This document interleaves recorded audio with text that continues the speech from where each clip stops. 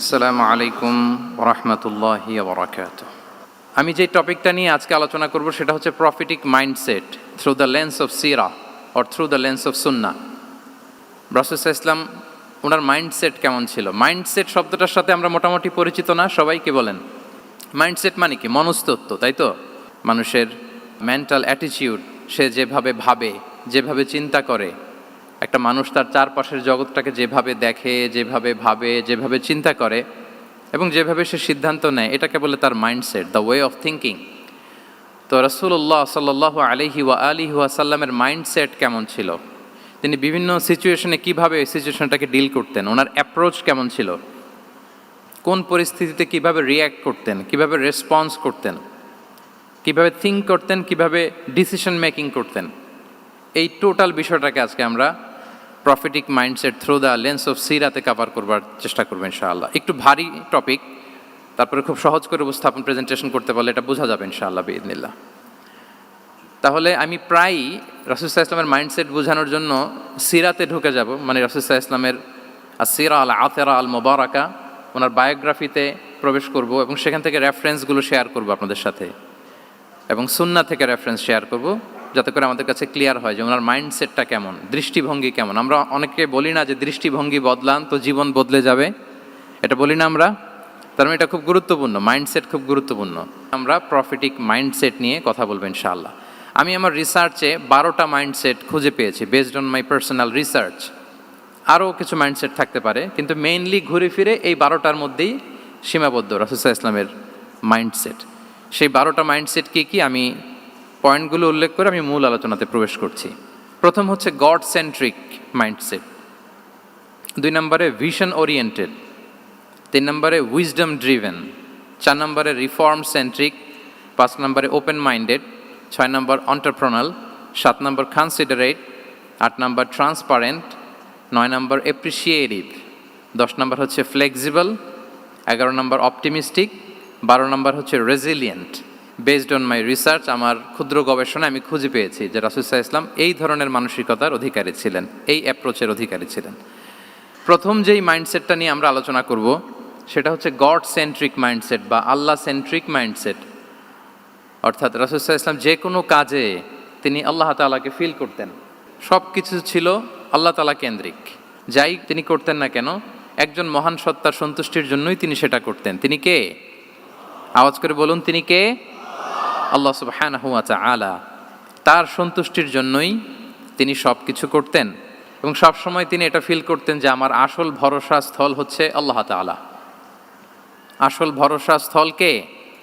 আল্লাহ তাআলা। এবং আল্লাহকেই তিনি ওনার নিজের অভিভাবক হিসেবে সবসময় চিন্তা করতেন এবং তার দয়ার পরশেই যে আমরা বেঁচে আছি, তিনি যে আমাকে আগলে রেখেছেন, সার্বক্ষণিক এটাকে মনের মধ্যে ধারণ করা, সবসময় এই চিন্তাটা ভেতরে লালন করা, এটাকেই বলে গড সেন্ট্রিক মাইন্ডসেট বা আল্লাহ সেন্ট্রিক মাইন্ডসেট।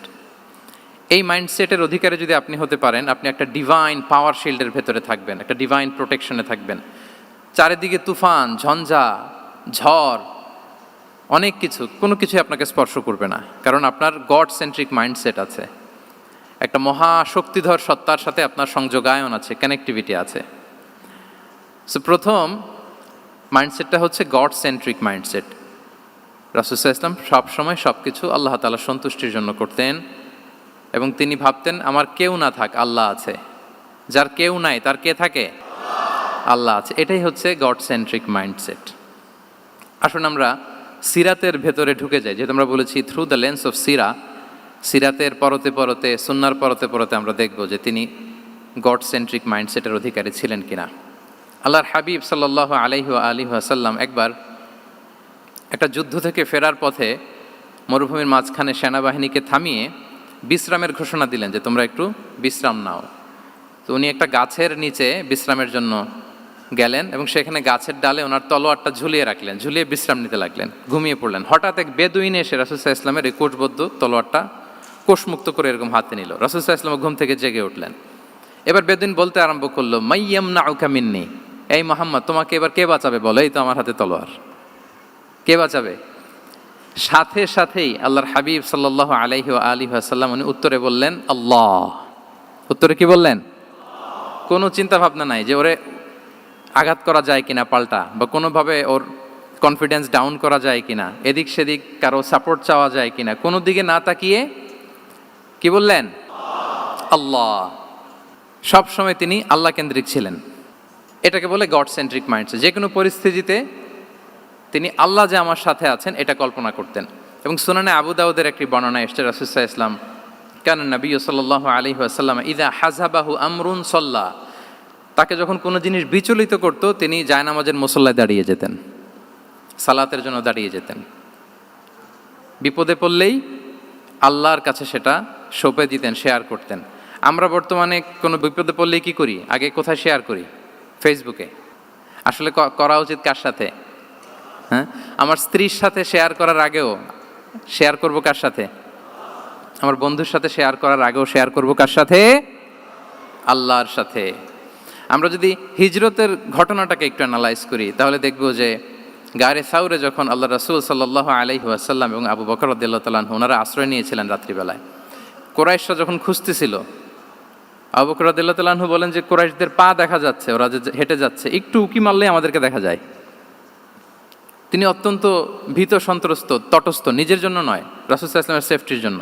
রাসূল সাল্লাল্লাহু আলাইহি ওয়াসাল্লাম আবু বকর রাদিয়াল্লাহু তাআলা আনহুকে বলেন যে আবু বকর চিন্তা করো না, লা তাহসান ইন্নাল্লাহা মা'ানা, আবু বকর চিন্তা করো না, আল্লাহ আমাদের সাথে আছেন। সুবহানাল্লাহ। আমাদের সাথে কে আছেন? আল্লাহ আমাদের সাথে আছেন। এটা হচ্ছে গড সেন্ট্রিক মাইন্ডসেটের উদাহরণ। আপনার মনকে বুঝাতে হবে যে আল্লাহ আমার সাথে আছে। মনকে তুমি বুঝিয়ে বলো আল্লাহ আছে আমার সাথে। এই বাক্যটা মুখস্থ করা যাবে? মনকে তুমি বুঝিয়ে বলো আল্লাহ আছেন আমার সাথে। আপনার পুরো জীবনের সব কাজের সাথে যদি এই বাক্যটাকে মিলিয়ে ফেলতে পারেন দেখবেন যে কোনো কিছুই আপনার ক্ষতি করতে পারতেছে না। এটাকে বলে গড সেন্ট্রিক মাইন্ডসেট। আল্লাহ আমার সাথে আছেন, কেউ নাই কিন্তু আল্লাহ তাআলা আমার সাথে আছেন। এবং গড সেন্ট্রিক মাইন্ডসেটের সবচেয়ে বড় সুবিধা হচ্ছে আপনার মনে কখনো হতাশা কাজ করবে না, হতাশা বাঁধবে না, কারণ আপনার সাথে এক মহাশক্তিধরের কানেক্টিভিটি আছে। তিনি কে বলুন তো আওয়াজ করে? তিনি আল্লাহ। হতাশা আসবে না। এই যে আমাদের জাতীয় জীবনের এখন সবচাইতে বড় বড় সমস্যাগুলোর যদি আমরা লিস্ট করি, একটা বড় সমস্যা হচ্ছে ডিপ্রেশন, তাই না? আমরা ডিপ্রেশনে ভুগি না? আপনাদের ডিপ্রেশন হয় কখনো? আচ্ছা, ডিপ্রেশন কাকে বলে আগে বলে। ডিপ্রেশন হচ্ছে আপনার আর আপনার রবের মাঝে যে দূরত্ব, এটার নাম ডিপ্রেশন। আই রিপিট, আমার আর আমার রবের মাঝে যে গ্যাপ, আমাদের সম্পর্কের যে দূরত্ব, এটার নাম কি? ডিপ্রেশন। আপনি যত আল্লাহর সাথে সম্পর্ক জোরদার করতে পারবেন, ডিপ্রেশন আপনার থেকে দৌড়ে পালাবে। এজন্য আমাদের বিশ্বাসীদের জীবনে কোনো ডিপ্রেশন নাই। আছে? আমাদের ডিকশনারিতে কোনো ডিপ্রেশন আছে বলেন তো? আমাদের সাথে আল্লাহর সম্পর্ক কেমন বলেন? মজবুত? আলহামদুলিল্লাহ পড়ুন সবাই। তাহলে ডিপ্রেশন হচ্ছে আপনার আর আপনার রবের মাঝে যে দূরত্ব, এই দূরত্ব দূর করে দেন, ডিপ্রেশন আপনিই পালাবে। আমরা আরও কিছু সিরা থেকে ইনসিডেন্ট নিয়ে দেখি যে গড সেন্ট্রিক মাইন্ডসেটটা কেমন। দ্বিতীয় হিজরিতে যে বদরের যুদ্ধ হলো, সে বদরের যুদ্ধে ইবনে মাসউদ রাদিয়াল্লাহু তাআলা আনহু তিনি বর্ণনা করেন যে আল্লাহ রাসূল সাল্লাল্লাহু আলাইহি ওয়াসাল্লাম আগামীকাল যুদ্ধ, এর আগের দিন রাতে তিনি হাত তুলে এরকম দোয়া করতেছিলেন। আমরা তো এইভাবে দোয়া করি। আল্লাহর হাবিব সাল্লাল্লাহু আলাইহি ওয়াসাল্লাম তিনি দোয়া করতে করতে ইমোশনালি হাত এরকম উঁচু করে, হাত্তা ইউরা বায়াদু ইবতাইহি, বগলে শুভ্রতা দেখা যাচ্ছিল, উনি দোয়া করতেছিলেন আল্লাহুম্মা আনজিজ লি মা ওয়া'আতানি, আল্লাহুম্মা আতিনি মা ওয়া'আতানি, আল্লাহ তুমি যে বিজয় দিবে বলে প্রতিশ্রুতি করেছিলে ওই বিজয় আমাদেরকে দাও, ওই ভিক্টরি আমাদেরকে দাও। দোয়া করছিলেন। সাইয়েদনা আলী রাদিয়াল্লাহু তাআলা আনহু উনি বর্ণনা করছেন যে বদরের যুদ্ধের আগের রাতে আমরা সবাই ঘুমোচ্ছিলাম, কিন্তু রাসূল সাল্লাল্লাহু আলাইহি ওয়াসাল্লামকে দেখলাম যে না, উনি হাত তুলে শুধু আল্লাহর কাছে কান্না করছেন, দোয়া করছেন। আবু বকর রাদিয়াল্লাহু তাআলা আনহু উনি বলেন যে আমি যে দেখলাম যে তিনি ফজর পর্যন্ত দোয়া চালিয়েই যাচ্ছিলেন, দোয়া চালিয়েই যাচ্ছিলেন, দোয়া কন্টিনিউ করছিলেন তিনি। এবং দোয়া করতে করতে রাসূল সাল্লাল্লাহু আলাইহি ওয়াসাল্লাম এতটাই ইমোশনাল হয়ে গেলেন যে ওনার গায়ের চাদরটা নিচে পড়ে গেল। আবু বকর রাদিয়াল্লাহু তাআলা আনহু যে বলেন ইয়া নবী আল্লাহ কাফাকা মুনাশাদাতুকা রাব্বাক ফাইন্নাহু সাইউনজিজু লাকা মা ওয়া'দাক, হে নবী যথেষ্ট, এনাফ ইজ এনাফ, অনেক হয়েছে নবী, আন্না আর কাঁদতে হবে না, আপনার রব আপনাকে ভিক্টরি বা বিজয় দান করবে ইনশাআল্লাহ। তাহলে দেখেন, যুদ্ধের আগের রাতে সেনাপ্রধান কি করে? এই কৌশল ওই কৌশল, কোন দিক দিয়ে অ্যাটাক করা যাবে, ওয়ার স্ট্র্যাটেজি ঠিক করে, তার সাথে যারা আছে তাদের সাথে পরামর্শ করে। কিন্তু রাসূল সাল্লাল্লাহু আলাইহি ওয়াসাল্লাম সব কিছু সেট করে দিয়ে কার সাথে কানেক্টিভিটি গড়েছেন বলুন তো? আল্লাহর সাথে। This is called God centric mindset, আল্লাহ সেন্ট্রিক মাইন্ডসেট। আমার হৃদয়টা সবসময় কার সাথে জুড়ে থাকবে? আল্লাহর সাথে, কারণ উনি ছাড়া আমার কোনো ঠিকানাই নাই। তাহলে এই মেন্টালিটি যদি আমরা ধারণ করতে পারি, এটাকে বলে গড সেন্ট্রিক মাইন্ডসেট। তাহলে রাসূলুল্লাহ সাল্লাল্লাহু আলাইহি ওয়া আলিহি ওয়াসাল্লামের যে 12টা মাইন্ডসেটের কথা আমরা বলেছি, তার প্রথমটা হচ্ছে গড সেন্ট্রিক। আল্লাহ তাআলা আমাদেরকে গড সেন্ট্রিক মাইন্ডসেট দান করুক। আমরা যে কোনো পরিস্থিতিতে যেভাবেই থাকি না কেন, আমরা বিপদে আপদে সবসময় ভরসা রাখবো কার উপর? এটাই হচ্ছে গড সেন্ট্রিক বা আল্লাহ সেন্ট্রিক মাইন্ডসেট। আচ্ছা, 2 নাম্বার মাইন্ডসেট হচ্ছে vision oriented mindset. Vision oriented mindset মানে হচ্ছে যার মধ্যে দূরদর্শিতা আছে, ফার সাইটেডনেস আছে, who can anticipate the future, যে ভবিষ্যৎ আগাম অনুমান করে ফেলতে পারে, সামনের পরিস্থিতিকে আগাম অনুমান করতে পারার যে যোগ্যতা বা দীর্ঘমেয়াদী চিন্তা করতে পারার যে ক্যাপাসিটি, এটাকে বলে ভিশন ওরিয়েন্টেড মাইন্ডসেট। এটা আল্লাহ রাসূল সাল্লাল্লাহু আলাইহি ওয়া আলিহি ওয়াসাল্লামকে আল্লাহ তাআলা দান করেছেন। উনি ভবিষ্যৎকে আগাম বুঝতে পারতেন, আগাম অনুমান করতে পারতেন, এবং সে অনুযায়ী তিনি স্ট্র্যাটেজি, প্ল্যান, পরিকল্পনা এটা তিনি সাজাতে পারতেন। এটাকে বলে ভিশন ওরিয়েন্টেড মাইন্ডসেট। এবার আসুন আমরা সিরাতের কিছু ইনসিডেন্টকে সামনে নিয়ে আসি যে তিনি কীরকম ভিশন ওরিয়েন্টেড মাইন্ডসেটের অধিকারী ছিলেন। আমরা সবাই হুদাইবিয়ার ঘটনা জানি না? কত হিজরিতে ঘটেছিল বলুন তো সবাই? 6ষ্ঠ হিজরিতে। লাকাদ সাদাকাল্লাহু রাসূলাহুর রুইয়া বিল হক লাতাদখুলুন্নাল মাসজিদাল হারামা ইনশাআল্লাহু আমিনিন। রাসূল সাল্লাল্লাহু আলাইহি ওয়াসাল্লাম 6ষ্ঠ হিজরিতে মদিনায় স্বপ্নে দেখলেন যে তিনি উমরা করতে যাচ্ছেন। তো নবীদের স্বপ্ন এটা কেবল স্বপ্ন নয়, এটা আল্লাহর পক্ষ থেকে ওয়াহি, রেভেলেশন। তো সেই হিসেবে তিনি 1400 সাহাবা নিয়ে উমরা করতে চলে গেলেন মক্কায়, কিন্তু মক্কাবাসী ঢুকতে দিল না, থামিয়ে দেয়া হলো। তো তখন একটা চুক্তি হয়েছিল, ওই চুক্তিতে বলা হলো, রাসূল সাল্লাল্লাহু আলাইহি ওয়াসাল্লাম লিখতে বললেন যে লিখো মিন মুহাম্মদ রাসূলিল্লাহ, আল্লাহর রাসূল মুহাম্মদের পক্ষ থেকে কুরাইশদের সাথে এই চুক্তি। কুরাইশরা আপত্তি করলো যে না, শুধু মুহাম্মদ লেখা যাবে, রাসূলুল্লাহ লেখা যাবে না, কারণ তুমি যে রাসূলুল্লাহ, আল্লাহর রাসূল, এটা যদি আমরা মেনে নেই তাহলে তোমার সাথে আর আমাদের দ্বন্দ্ব কিসের, আমরা তো ভাই ভাই হয়ে গেলাম, রাসূলুল্লাহ কাটো। সাহাবারা কেউ রাজি হয় না, বিশেষ করে ওমরে ফারুক রাদিয়াল্লাহু তাআলা, উনি রাজি হয় না, না না এটা কাটা যাবে না। রাসূল সাল্লাল্লাহু আলাইহি ওয়াসাল্লাম অনেক বলে কয়ে বুঝালেন যে না, দীর্ঘমেয়াদী চিন্তা করতে গেলে আমাদের এখন একটা শান্তি চুক্তির দরকার আছে, যাতে করে আমরা আমাদের গ্লোবাল নেভিগেশন সিস্টেম, দাওয়া সিস্টেমকে আরও স্ট্রং করতে পারি। অনেক বলে কয়ে রাসূলুল্লাহ কাটা হলো। এরপর তারা বলে চুক্তিতে লিখো যে এই বছর উমরা করতে দেয়া হবে না, এই বছর ফিরে যাবেন আপনারা সবাই। এটাও সাহাবারা রাজি হয় না, আল্লাহ রাসূল সাল্লাল্লাহু আলাইহি ওয়াসাল্লাম রাজি হলেন। আবার আরেকটা ক্লোজে লেখা হলো যে আগামী বছর আসলেও 3 দিনের বেশি থাকা যাবে না, সেটাও রাজি হয়ে গেল রাসূল সাল্লাল্লাহু আলাইহি ওয়াসাল্লাম, সাহাবারা রাজি হচ্ছেন না। এরপর মক্কা থেকে কোনো লোক মদিনায় গেলে মদিনাবাসী তাকে রাখতে পারবে না, ফেরত দিতে হবে। কিন্তু মদিনা থেকে কোনো লোক মক্কায় আসলে মক্কাবাসী তাকে ফেরত দিতে বাধ্য থাকবে না। দেখেন, একটার পর একটা মুসলমানদের বিরুদ্ধে সব ক্লোজ যাচ্ছে, কোনো সাহাবীরাই রাজি হচ্ছেন না। কিন্তু আল্লাহ রাসূল সাল্লাল্লাহু আলাইহি ওয়া আলিহি ওয়াসাল্লাম তিনি বললেন যে না, লিখো লিখো। ওমরে ফারুক রাদিয়াল্লাহু তাআলা আনহু এতটাই রাগান্বিত হলেন, তিনি প্রশ্ন করলেন, ইয়া রাসূলুল্লাহ, আলাইসা আনতা নাবিয়্যুন হক, আপনি এই যে কম্প্রোমাইজের পর কম্প্রোমাইজ করে যাচ্ছেন, আপনি কি সত্য নবী নন, সত্য রাসূল নন?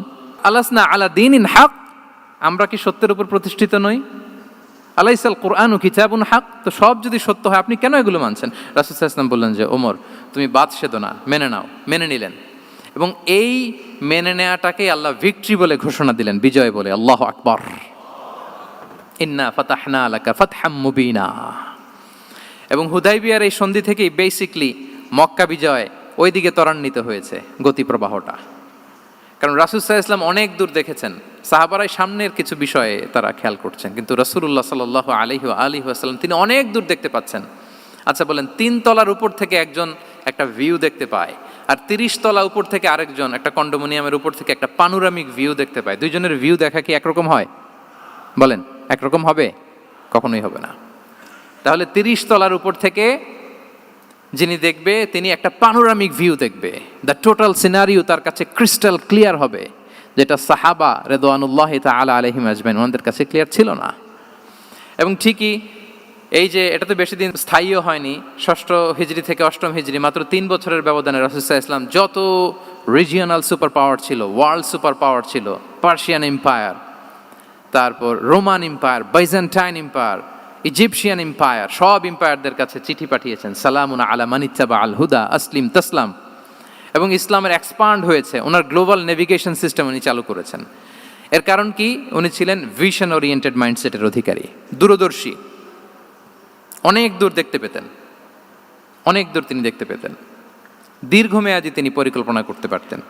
এটা হচ্ছে ভিশন ওরিয়েন্টেড মাইন্ডসেট যারা হয় তাদের ক্যারেক্টারিস্টিক্স বা ফিচার।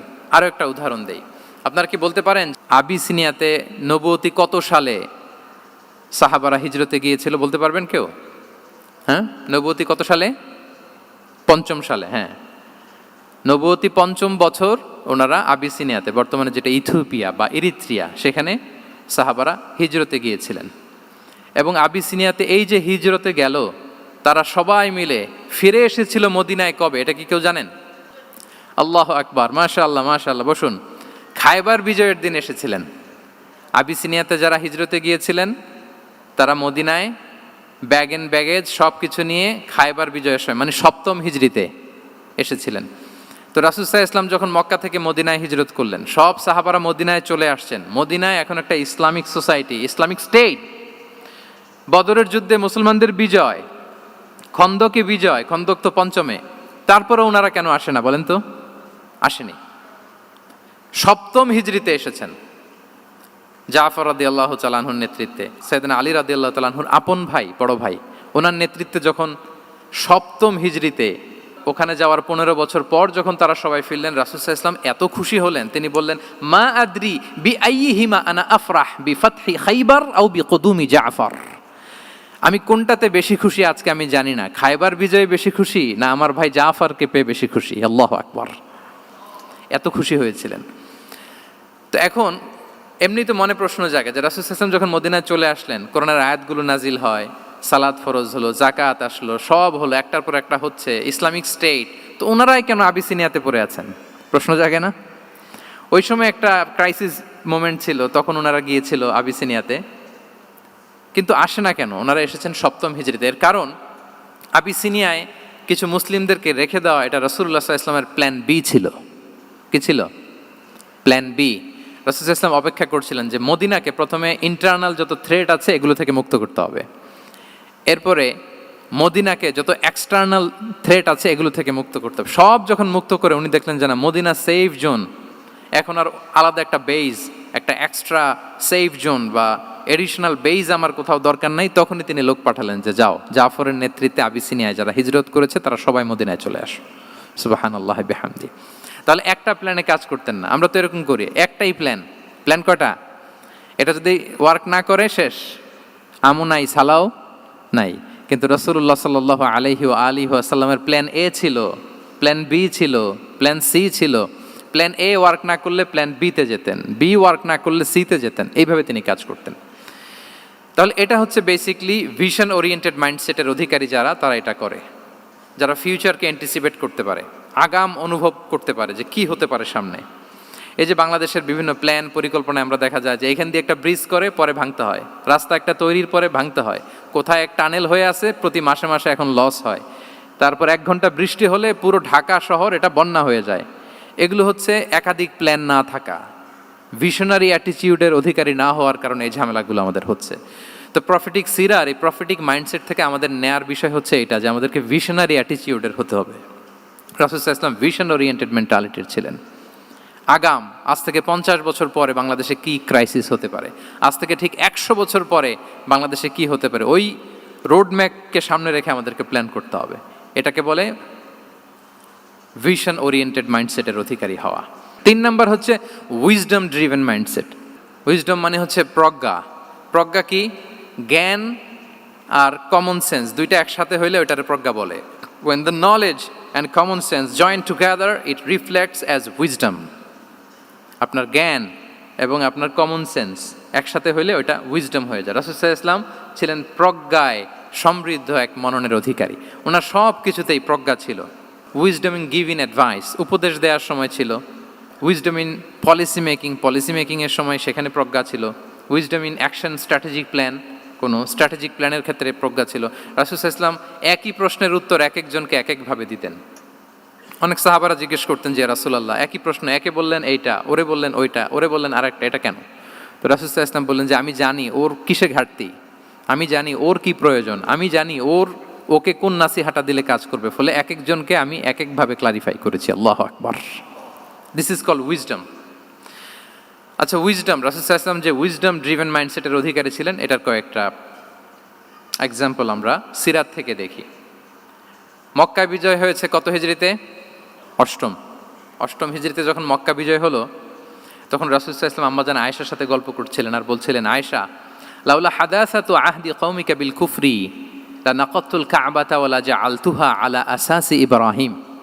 আয়েশা, তোমার এই মক্কাবাসী, তোমার এলাকার লোকজন যদি একটা ক্যাওস সৃষ্টি না করতো, তাহলে কাবার যে আসল শেপ, আমি ওই আসল শেপে এটাকে ফেরত নিতাম, কিন্তু নিতে গেলে এখন একটা ঝামেলা বাঁধবে, এজন্য নিব না। ব্যাপারটা হচ্ছে, আমরা এখন যে কাবাটাকে দেখি এটা হচ্ছে স্কয়ার আকৃতির। স্কয়ার মানে কি? বর্গাকৃতি, তাই তো? বর্তমান কাবা কোন আকৃতির বলেন তো? একটা বড় কিউবের সাইজ না? দূর থেকে দেখলে মনে হয় একটা বড় কিউবের সাইজ, কিউবের আকৃতি মানে স্কয়ার, চতুর্ভুজ। কিন্তু সাইয়েদানা ইব্রাহিম আলাইহিস সালাম যে কাবা নির্মাণ করেছিলেন, এটা কিন্তু এরকম কিউব ছিল না, ওইটা ছিল রেক্ট্যাঙ্গেল। রেক্ট্যাঙ্গেল ছিল, মানে আয়তাকৃতির ছিল, এরকম লম্বা। এই যে এই টেবিলটা যেরকম, টেবিলের যে শেপ এইরকম ছিল, এরকম লম্বা কাবাঘর ছিল আয়তাকৃতির। কিন্তু এখন এটা কমে স্কয়ার আকৃতির হয়ে গেছে। এর কারণটা কি? কাবা একবার ওখানে অগ্নিকাণ্ড ঘটার কারণে ধ্বংস হয়েছিল, ফলে কাবাকে আবার রিনোভেশন করা লেগেছিল, পুনর্নির্মাণ। তো কোরাইশা সিদ্ধান্ত নিয়েছিল, কাবা পুনর্নির্মাণে আমরা কোনো হারাম টাকা ইউজ করব না, যার কাছে যত হালাল টাকা আছে নিয়ে আসা হলো। কিন্তু হালাল টাকা যতটুকু জমা হয়েছে, এটা দিয়ে পুরো কাবা নির্মাণ হয় না, অর্ধেক হয়। ফলে কাবা যে আয়তাকৃতির ছিল, সেটা না হয়ে গেছে কি বলেন? বর্গাকৃতির, মানে স্কয়ার। ওই স্কয়ার কাবাই আজ পর্যন্ত রয়ে গেছে। কিন্তু ওই যে আয়তক্ষেত্রের যে শেপের মধ্যে যতটুকু জায়গা বাকি ছিল, ওইখানে দেখবেন একটা ক্রিসেন্টের মতো আছে, হেজরে ইসমাইল, হাতিমে কাবা বলে। ওইটার ভিতরে নামাজ পড়া আর কাবার ভিতরে নামাজ পড়া একই হুকুম। ওইটার ভিতরে নামাজ পড়া আর কাবার ভিতরে নামাজ পড়া কি একই হুকুম। ফলে ওই হাতিমের ভেতরে ফরজ সালাত আদায় হয় না, নফল সুন্নাত পড়া যায়। এমনকি কাবার ভেতরেও ফরজ সালাত আদায় করলে আদায় হবে না, কারণ নামাজের ফরজের মধ্যে একটা ফরজ হচ্ছে ইলা জিহাতিল কাবা, টু দ্য ডাইরেকশন অফ কেবলা। আপনার কেবলা মুখী হইতে হবে না। আপনি তো কাবার ভিতরে ঢুকে গেছেন, এখন কাবা কোন দিকে? কাবা তো নাই, বের হইতে হবে। বের হয়ে কাবা মুখী হলে সালাত হবে। I think you got the point. তো তাহলে রাসূল সাল্লাল্লাহু আলাইহি ওয়াসাল্লামের উইজডম বা প্রজ্ঞাটা এখানে দেখেন। আম্মাজান আয়েশা রাদিয়াল্লাহু তাআলা আনহাকে উনি বললেন যে, আয়েশা, মক্কা তো বিজয় হলো, মক্কার কন্ট্রোল তো এখন আমার হাতে। চাইলে আমি কাবাকে ভেঙে সেই ইব্রাহিম আলাইহিস সালামের যে বেইজ, এরকম লম্বা করে শেপ দিতে পারি, কিন্তু দিব না। কেননা দিলে মক্কা একটা ক্যাওস হতে পারে। কি হতে পারে?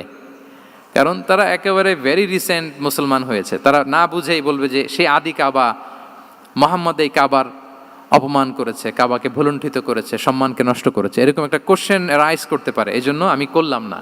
সুবহানাল্লাহ। This is called wisdom. এটাকে কি বলে? প্রজ্ঞা। এটাকে প্রজ্ঞা বলে। তাহলে আপনার জ্ঞান এবং আপনার কমন সেন্স দুইটা যখন কানেক্ট করে, তখন সেটা প্রজ্ঞা হয়।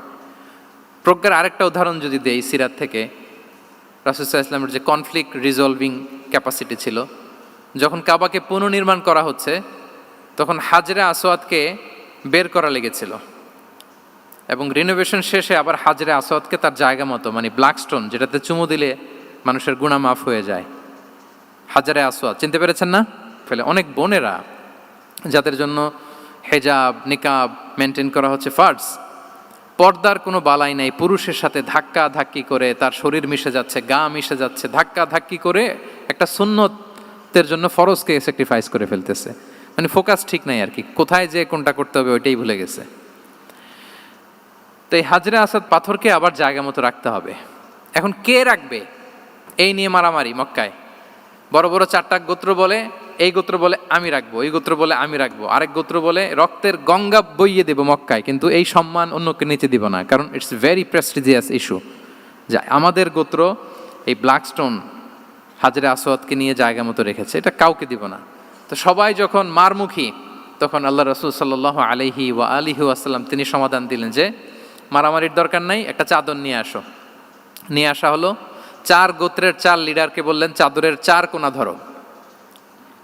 চারজন চার কোণা ধরলো, রাসূল সাল্লাল্লাহু আলাইহি ওয়াসাল্লাম তিনি পাথরটা নিয়ে মাঝখানে রাখলেন। এবার চার নেতাকে বললো, আসো, জাতীয় চার নেতা চলে আসো, কাবার সামনে চলে আসলো। এরপরে আল্লাহ রাসূল সাল্লাল্লাহু আলাইহি ওয়াসাল্লাম ওনার মোবারক হাত দিয়ে, বরকতময় হাত দিয়ে হাজরা আসওয়াদকে নিয়ে নিজ হাতে রাখলেন। এবার সবাই হ্যাপি, কারণ অংশগ্রহণ করতে পারছে। আসলে মূল স্ট্যাটাস কিন্তু চলে গেছে রাসূলের দিকে, নাকি? ওরা তো এটা টাচও করতে পারে নাই, পারছে? ওরা চাদর ধরেই হ্যাপি, কিন্তু পাথরটা ধরেছিল কে? রাসূল সাল্লাল্লাহু আলাইহি ওয়াসাল্লাম। চাদরে রেখেছিল কে? রাসূল সাল্লাল্লাহু আলাইহি ওয়াসাল্লাম। চাদর থেকে নিয়ে আবার কাবা ঘরে সেট করেছিল কে?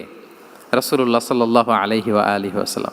এভাবে উনি কনফ্লিক্ট রিজলভ করতেন থ্রু হিজ উইজডম, ওনার প্রজ্ঞার মধ্য দিয়ে।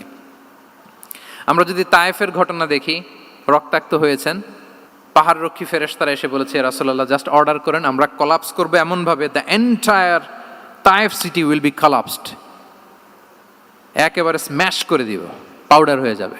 রাসূল সাল্লাল্লাহু আলাইহি ওয়াসাল্লাম বললেন, না, বাল আরজু আন ইউখরিজাল্লাহু মিন আসলাবিহিম মান ইয়াবুদুল্লাহা ওয়াহদাহু ওয়া লা ইউশরিকু বিহি শাইআ। তিনি বললেন, না, ওদেরকে ধ্বংস করে দিও না, ওদেরকে ধ্বংস করলে লা ইলাহা পড়বে কে? সুবহানাল্লাহ। কি উইজডম ড্রিভেন ছিলেন উনি। উনি বলেন যে আমি আশা করি, প্রত্যাশা রাখি, দোয়া করি যে ওরা আমাকে প্রত্যাখ্যান করেছে, কিন্তু ওদের যে নেক্সট জেনারেশন, ওরা সাক্ষী দেবে আশহাদু আল্লাহ ইলাহা ইল্লাল্লাহ ওয়া আশহাদু আন্না মুহাম্মাদার রাসূলুল্লাহ। এবং তাই হয়েছে। এখন তায়েফে যান, চারদিক থেকে আল্লাহু আকবার ধ্বনিতে মুখরিত তায়েফ, এবং এত চমৎকার শহর, এটা একটা ট্যুরিস্ট ডেস্টিনেশন হয়ে গেছে। সৌদি আরবিয়াতে যারা যায়, তায়েফ না গেলে লোকদের ভালো লাগে না। ঠান্ডা, সবুজ শ্যামল, রেইনফল হয়, ফলমূল পাওয়া যায়। আব্দুল্লাহ ইবনে আব্বাস রাদিয়াল্লাহু তাআলা আনহুর স্মৃতিধন্য মসজিদ আছে, অনেকগুলো ইউনিভার্সিটি আছে, ইসলামিক ইনস্টিটিউশন আছে। এই যে নয়নাভিরাম তায়েফ, এটা রাসূল সাল্লাল্লাহু আলাইহি ওয়াসাল্লামের উইজডমের ফসল। ওই দিন যদি রাগের চোটে বলতো যে হ্যাঁ দাও, স্ম্যাশ করে দাও, তাইলে এই যে যারা শাহাদা পড়েছে, মুসলিম হয়েছে, এটা কিন্তু হতো না। তাহলে এটা হচ্ছে রাসূল সাল্লাল্লাহু আলাইহি ওয়াসাল্লামের প্রজ্ঞার একটা উদাহরণ। আর একটা উদাহরণে যাই। রাসূল সাল্লাল্লাহু আলাইহি ওয়াসাল্লাম যখন আকাবার দ্বিতীয় শপথ করে ফেললেন ইয়াসরিববাসীর সাথে, তখনও মদিনা হয়নি, তো তখন মদিনাবাসী বলল যে রাসূলুল্লাহ, আপনি তো এখনো হিজরত করবেন না, তো আমাদেরকে কোরআন শিখাবে কে, সালাত শিখাবে কে? আপনি একজন দায়ী পাঠান, আমাদের সাথে একজন টিচার দেন। রাসূল সাল্লাল্লাহু আলাইহি ওয়াসাল্লাম তখনও মদিনাতে হিজরতে যাননি, আমাদের সাথে একজন দায়ী পাঠাবেন। তো রাসূল সাল্লাল্লাহু আলাইহি ওয়াসাল্লাম একজনকে দায়ী হিসেবে পাঠিয়েছিলেন। বলেন ওই দায়ীর নাম কি? কি নাম? মুসআব ইবনে উমাইর রাদিয়াল্লাহু তাআলা আনহু, যিনি উহুদের যুদ্ধে শহীদ হয়েছিলেন, উনাকে পাঠিয়েছিলেন। দেখেন, উনি আবু বকর রাদিয়াল্লাহু তাআলা আনহুকে পাঠান নাই, পাঠিয়েছেন ওমর ফারুককে, ওসমান রাদিয়াল্লাহু তাআলা আনহু, আলী রাদিয়াল্লাহু তাআলা আনহু, কাউকে পাঠাইছেন? কারে পাঠালেন? মুসআবকে। এর কারণ হচ্ছে উনি দেখতে খুব স্মার্ট ছিলেন, খুব ড্যাশিং ফেসের অধিকারী ছিলেন, মক্কার এলিট ফ্যামিলির একজন যুবক ছিলেন, এবং উনি সবচাইতে দামি দামি পারফিউম কালেক্ট করে ওইটা দিতেন। উনি মক্কার কোনো রাস্তা দিয়ে হেঁটে গেলে লোকজন বুঝতো এই রাস্তা দিয়ে কিছুক্ষণ আগে হেঁটে গিয়েছে মুসআব ইবনে উমাইর।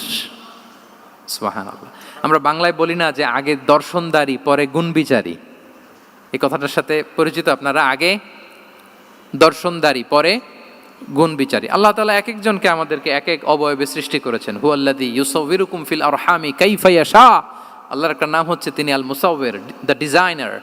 মায়ের গর্ভে থাকতেই আমাদের কার চেহারা, কার কণ্ঠস্বর, কার স্কিন কালার, কে কীরকম হব, সব ফিক্স তিনি ঠিক করে দিয়েছেন। এটা আল্লাহর দেয়া।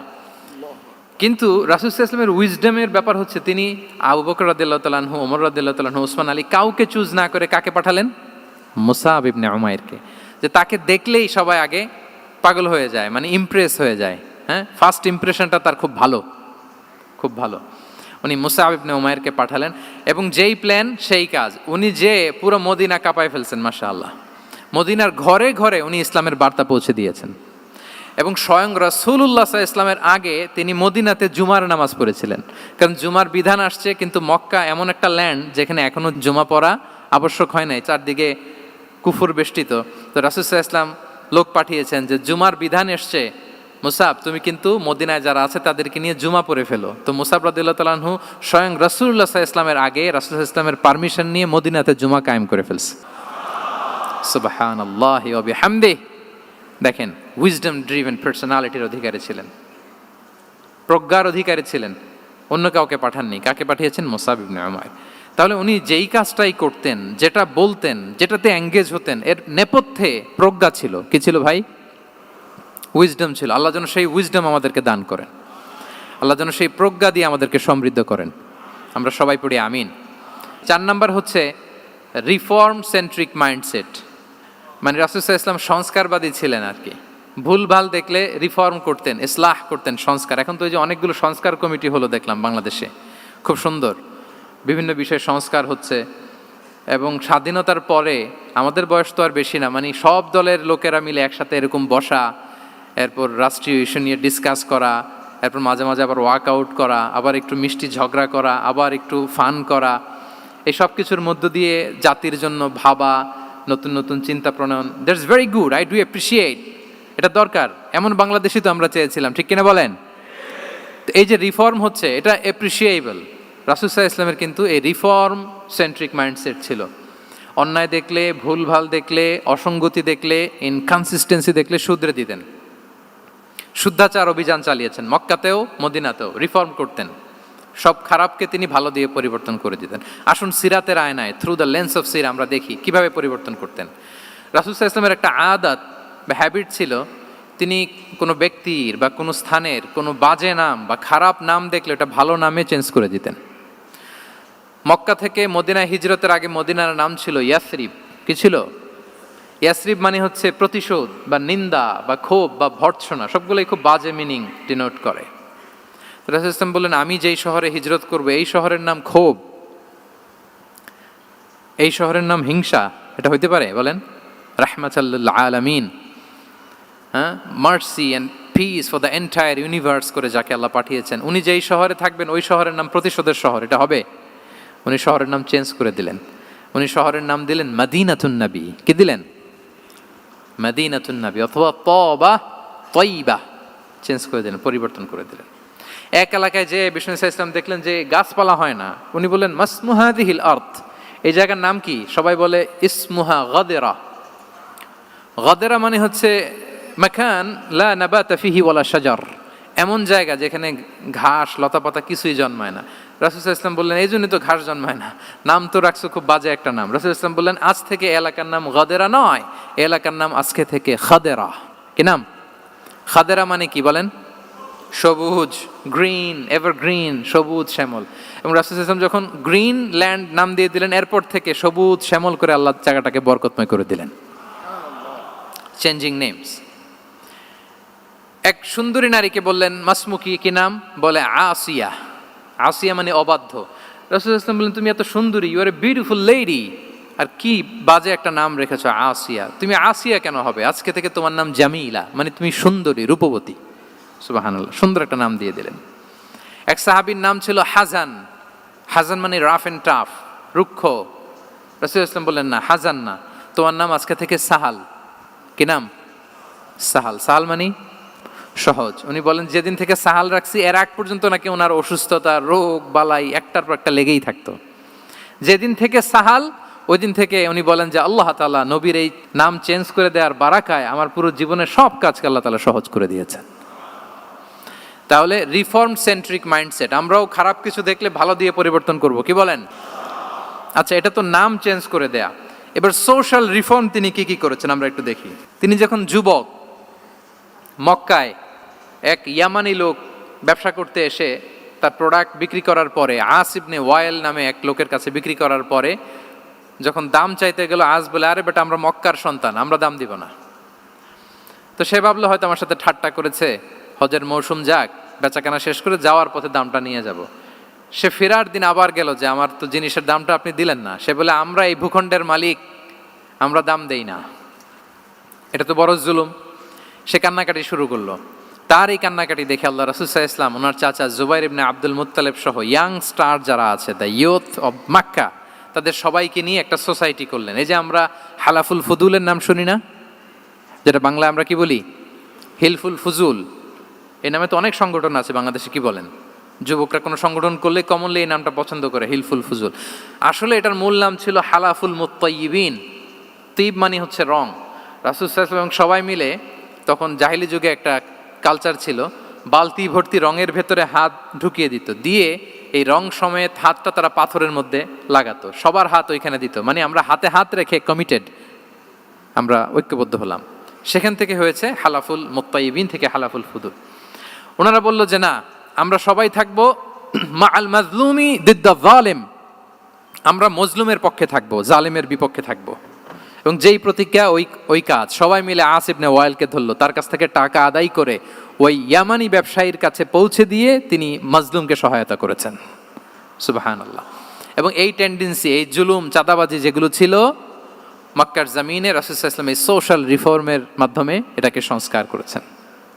তাহলে এই যে রিফর্ম সেন্ট্রিক আমাদের হইতে হবে। আমাদের সমাজেও এখন চাঁদাবাজি আছে না নাই বলেন? খুন খারাপি আছে না নাই? সামাজিক অনাচার? তাহলে ঐক্যবদ্ধ হইতে হবে আমাদেরকে রিফর্মের জন্য। যুবক যারা আমরা আছি, যাদেরকে আল্লাহ আমাদের বলার সুযোগ দিয়েছে, লেখার সুযোগ দিয়েছে, ফিল্ডে কাজের সুযোগ দিয়েছে, আমরা সবসময় মজলুমের পক্ষে থাকব, আমরা সবসময় জালেমের বিপক্ষে থাকব। আমাদের নীরবতা আর আমাদের নিশ্চুপ থাকাই জালিমদেরকে আরো বড় বড় জালিম বানিয়েছে। এজন্য নাহনু মাআল মাজলুম দিদ্দা যালিম, এটা হচ্ছে আমাদের স্লোগান। আমরা কাদের সাথে?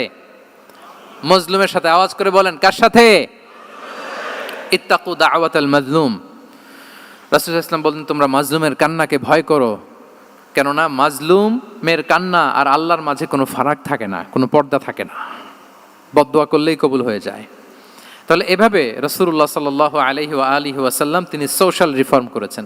আমরা যদি ওনার পলিটিক্যাল রিফর্মের দিকে তাকাই, তাহলে দেখব যে আমরা যদি কনস্টিটিউশন অফ মদিনার কথা বলি, মদিনার কনস্টিটিউশন, এটা কিন্তু রাসূল সাল্লাল্লাহু আলাইহি ওয়াসাল্লাম করেছেন। মদিনা চার্টার, এত চমৎকার চার্টার পৃথিবী আর দেখেনি। ওইটা থেকেই এখন সব গোটা বিশ্বের সংবিধান। এই যে আমাদের সংবিধান সংস্কার কমিশন আছে না একটা, নিশ্চয়ই তারা ওইটা থেকে অনেক বেনিফিটেড হতে পারবেন। আমাদের যে মদিনা চার্টার রাসূল সাল্লাল্লাহু আলাইহি ওয়াসাল্লাম নিজে করা, এবং এটা একটা ইনক্লুসিভ চার্টার ছিল। মুসলিম, পেগানস, জুইশ, সব ধর্মের মানুষকে নিয়ে তিনি মদিনাতে ওয়ান উম্মা ঘোষণা দিয়েছিলেন। One Umma, we are one উম্মা। হোক তুমি পেগান মুশরিক, হোক তুমি জুইশ মানে ইহুদি, হোক তুমি মুসলিম, তুমি যেই ধর্মের হও না কেন, মদিনাকে রক্ষা করতে যে আমরা সবাই মিলে উম্মা ওয়াহেদা, আমরা সবাই মিলে কি উম্মা ওয়াহেদা। পৃথিবীর অনেক দেশ এই আইডিওলজিকে ধারণ করে হু হু করে এগিয়ে গিয়েছে। মালয়েশিয়াতে 3টা রেস, আমি তো প্রায় এক যুগ ওখানে, আমার 2টা ডিগ্রি ওখান থেকে, মাস্টার্স পিএইচডি। সো আমি কাছ থেকে তাদেরকে দেখার সুযোগ পেয়েছি। ওখানে মালয়েরা আছে, তামিলরা আছে, চাইনিজরা আছে, 3 জাতি মিলে ওদের স্লোগান হচ্ছে সাতু মালয়েশিয়া। মালয় ভাষায় সাতু মানে হচ্ছে ওয়ান, মালয় ভাষায় সাতু মানে কি ওয়ান। সাতু মালয়েশিয়া মানে আমরা হতে পারি চাইনিজ, হতে পারি তামিল, কিংবা হতে পারি মালয় ভূমিপুত্রা, কিন্তু সবাই মিলে দেশের স্বার্থে আমরা সবাই কি এক। এটাই লাগবে আমাদের নতুন বাংলাদেশে। জুলাই আপরাইজিং এর পরে আমাদের এই ঐক্যবদ্ধ থাকার বাংলাদেশ আমরা চাই কি চাই না বলেন? সাম্রাজ্যবাদকে রুখে দিতে, যে কোনো ষড়যন্ত্রকে রুখে দিতে ঐক্যবদ্ধ থাকার কোনো বিকল্প নাই, ঠিক কিনা বলেন? ঐক্যবদ্ধ থাকতে হবে আমাদেরকে, যেটা রাসূলুল্লাহ সাল্লাল্লাহু আলাইহি ওয়া আলিহি ওয়াসাল্লাম মদিনা চার্টারে আমাদেরকে শিখিয়েছেন যে আমরা ওয়ান উম্মাহ। তাহলে খারাপ নাম দেখলে চেঞ্জ করতেন, পলিটিক্যাল রিফর্ম করেছেন ওয়ান উম্মাহ গঠনের মধ্য দিয়ে। ফিনান্সিয়াল রিফর্ম যদি বলি, শুধু financial reforms by prophet Muhammad peace be upon him, এটা নিয়ে লম্বা কথা বলা যেতে পারে। শুধু একটা উদাহরণ দিয়ে শেষ করি। বিদায় হজের ভাষণে উনি সুদকে চিরতরে কবরস্থ করেছেন, সুদকে চিরতরে কবরস্থ করেছেন, এবং এটা অন্যের জন্য না, নিজের ঘর দিয়ে শুরু করেছেন। উনি বলেছেন যে এই হানাহানি রক্তপাত এটা বন্ধ, আমার গোত্রের একটা এরকম রক্তের দাবি আছে, এটা আমি শেষ ঘোষণা করলাম। এরপর বললেন যে সুদ কবর দিলাম, অন্য জায়গা থেকে না, আমার পরিবার থেকে। রাসূল ইসলামের চাচা স্বয়ং আব্বাস রাদিয়াল্লাহু তাআলা আনহুর অনেক সুদের ট্রানজ্যাকশন ছিল, ইন্টারেস্ট, সুদের ব্যবসা ছিল। রাসূল ইসলাম বলেন আজকে থেকে এই সুদ আমি চিরতরে মাটির নিচে কবর দিয়ে দিলাম। আল্লাহু আকবার। দেখেন সোশ্যাল রিফর্ম। তাহলে পরিবর্তন করতে হলে আগে নিজের ঘর থেকে, আগে কোত্থেকে? নাকি ওই ফ্যামিলি থেকে? হ্যাঁ, আমাদের মধ্যে যেটা হয়, আমরা ওয়াজ নসিহত বা ভালো কথা শুনলেই এটাকে ধরে নিই যে এটা ওর জন্য, ওর জন্য, মানে প্রত্যেকটা ওয়াজই যে আমার জন্য হইতে পারে, প্রত্যেকটা নসিহাতের যে প্রাইম অডিয়েন্স আমি হইতে পারি, এইটা আমাদের মাথায় কেন যেন আসে না। আমরা কোনো ভালো নসিহত শুনলে আমরা ভাবি এটা আসলে সমাজে দরকার, ওর দরকার, আমার ভাইয়ের দরকার, কিন্তু এটা যে আমার দরকার, প্রতিটা নাসিহাতের প্রথম অডিয়েন্স হওয়া দরকার কে? আমি নিজে। তাহলে পরিবর্তন শুরু করতে হবে নিজ থেকে। ওর এই সমস্যা, ওর এই সমস্যা, ওর এটা, আরে মিয়া তোমার কি সমস্যা ওইটা বলো। শুধু ওর ওর না দেখে নিজেরটাও দেখতে হবে। দেখেন, অন্যের দিকে এক আঙ্গুল দেখালে নিজের দিকে কয় আঙ্গুল যায় বলেন তো? এই যে নিজের দিকে কিন্তু তিনটা। আমি যদি এরকম করি তা আমার দিকে আসে তিনটা। এজন্য নিজ থেকে, নিজের ফ্যামিলি থেকে আমরা সংস্কার শুরু করব। কি বলেন? ওমরে ফারুক রাদিয়াল্লাহু তাআলা আনহু যখন ফ্যামিলি মিটিংয়ে বসতেন, উনি ওনার সন্তানদেরকে বলতেন, শোনো, তোমরা খলিফাতুল মুসলিমিন, আমিরুল মুমিনিনের সন্তান। তোমাদের কোনো বাজে কাজ যদি সমাজে আসে, তোমাদের কোনো অন্যায় যদি আমার কানে আসে, অন্যের জন্য যা শাস্তি তোমাদের জন্য হবে ডবল শাস্তি। ওমরে ফারুক সন্তানদেরকে বলতেন, তোমরা যদি কোনো ভুল করো, একটা যদি হদ কায়েম করা লাগে এমন অন্যায় যদি করো, একটা হচ্ছে আল্লাহর দেয়া হদ, আর একটা হবে আমি উমরের দেয়া হদ। কারণ আমার মতো খলিফাতুল মুসলিমিনের সন্তান হয়ে পাপ তুমি কেন করলে? দেখেন অন্যের বাচ্চা কি করছে, অন্যের, আমাদের তো ওই মেয়েটার সমস্যা, ওনার ছেলের সমস্যা, এগুলো আমার ছেলের যে কি অবস্থা, আমার পরিবারের যে কি হালাত, আমার স্ত্রীর যে কি দশা, ওইটা নিয়ে আমরা ভ্রুক্ষেপ করি না বা চিন্তা করি না। তাহলে সম্মানিত সুধীমণ্ডলী, আমরা পরিবর্তন শুরু করব কোত্থেকে? অন্যের বাড়িঘর থেকে নাকি? হ্যাঁ, কোত্থেকে? নিজ থেকে। আল্লাহ তাআলা আমাদেরকে তৌফিক দান করুক। 5 নম্বরে হচ্ছে ওপেন মাইন্ডেড। আমার প্রিয় নবী বলেন, ওপেন মাইন্ডেড ছিলেন না ন্যারো মাইন্ডেড? সবাই বলবেন, গ্যালারির সবাই আওয়াজ করে, তিনি ওপেন মাইন্ডেড না ন্যারো মাইন্ডেড ছিলেন? রাসূলুল্লাহ সাল্লাল্লাহু আলাইহি ওয়া আলিহি ওয়াসাল্লাম ওপেন মাইন্ডেড ছিলেন। যে কেউ ওনাকে অ্যাপ্রোচ করতেন পারতেন easily, he was very approachable. ছোট বড় আবাল বৃদ্ধ বনিতা ওনার সাথে কথা বলতে স্বাচ্ছন্দ্য বোধ করতো, ভয় পেত না। এজন্য সিরাতের পরতে পরতে দেখবেন এক শিশু এসে প্রশ্ন করে, নারী এসে প্রশ্ন করে, বৃদ্ধ এসে প্রশ্ন করে, বন্ধু এসে প্রশ্ন করে, শত্রু এসে কনভারসেশন করে, সবাই এসে ওনার সাথে কথা বলতে পারতো। সুবহানাল্লাহ। এবং এগুলো উনি অ্যাকোমোডেট করতে পারতেন।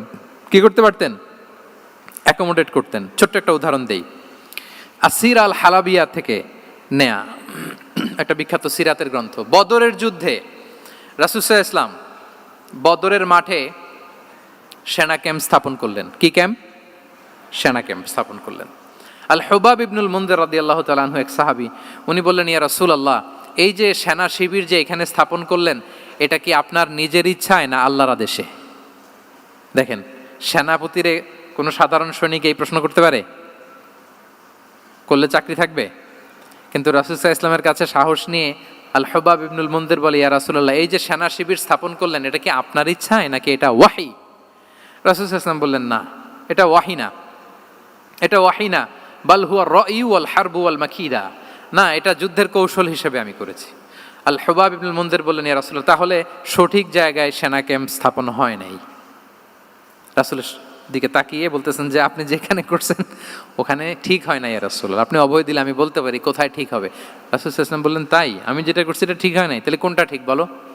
উনি বললেন, ওই যে বদরে একটা কুয়া আছে যেখানে পানির ব্যবস্থা আছে, ওইটার সামনে ব্যারিকেড দিয়ে আমাদের শিবির করতে হবে। তাহলে আমরা বদরের কুয়া থেকে পানি খাইতে পারবো, সারাদিন পানি খাবো, আর কাফিররা যুদ্ধে তো মারা যাবে, পানির অভাবে মারা যাবে। সুবহানাল্লাহ পড়বেন না? রাসূল সাল্লাল্লাহু আলাইহি ওয়াসাল্লাম বললেন, আরে তাই তো, তুমি তো ঠিকই বলেছো, এভাবে তো আমি ভেবে দেখিনি। আবার তিনি অ্যানাউন্স করে দিলেন যে সেনা শিবির এখানে যেই তাঁবু টাঙানো হয়েছে এখান থেকে মুভ করে আল হুবাব যেখানে ইন্ডিকেট করেছে ঠিক ওই জায়গায় যে শিবির স্থাপন করো।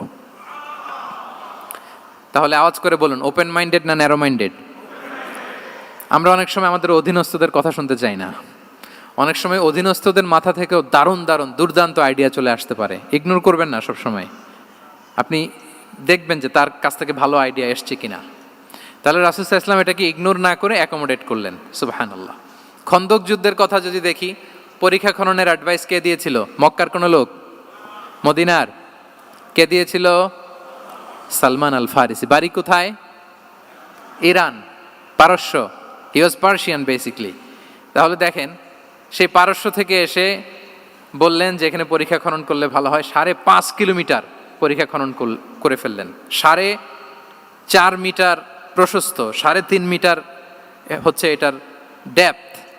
পুরো মদিনার সবাই মিলে এটা করে ফেললেন।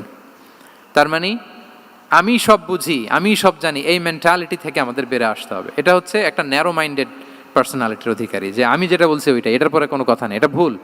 বরং আমার টিমের মধ্যে থেকে যদি কোনো ভালো অপিনিয়ন আসে সেটা আমি রিভাইজ করব। কি বলেন, পারা যাবে না? তাহলে ওপেন মাইন্ডেড পার্সোনালিটি ছিলেন রাসূলুল্লাহ সাল্লাল্লাহু আলাইহি ওয়াসাল্লাম। 6 নম্বর মাইন্ডসেট হচ্ছে এন্টারপ্রেনাল মাইন্ডসেট।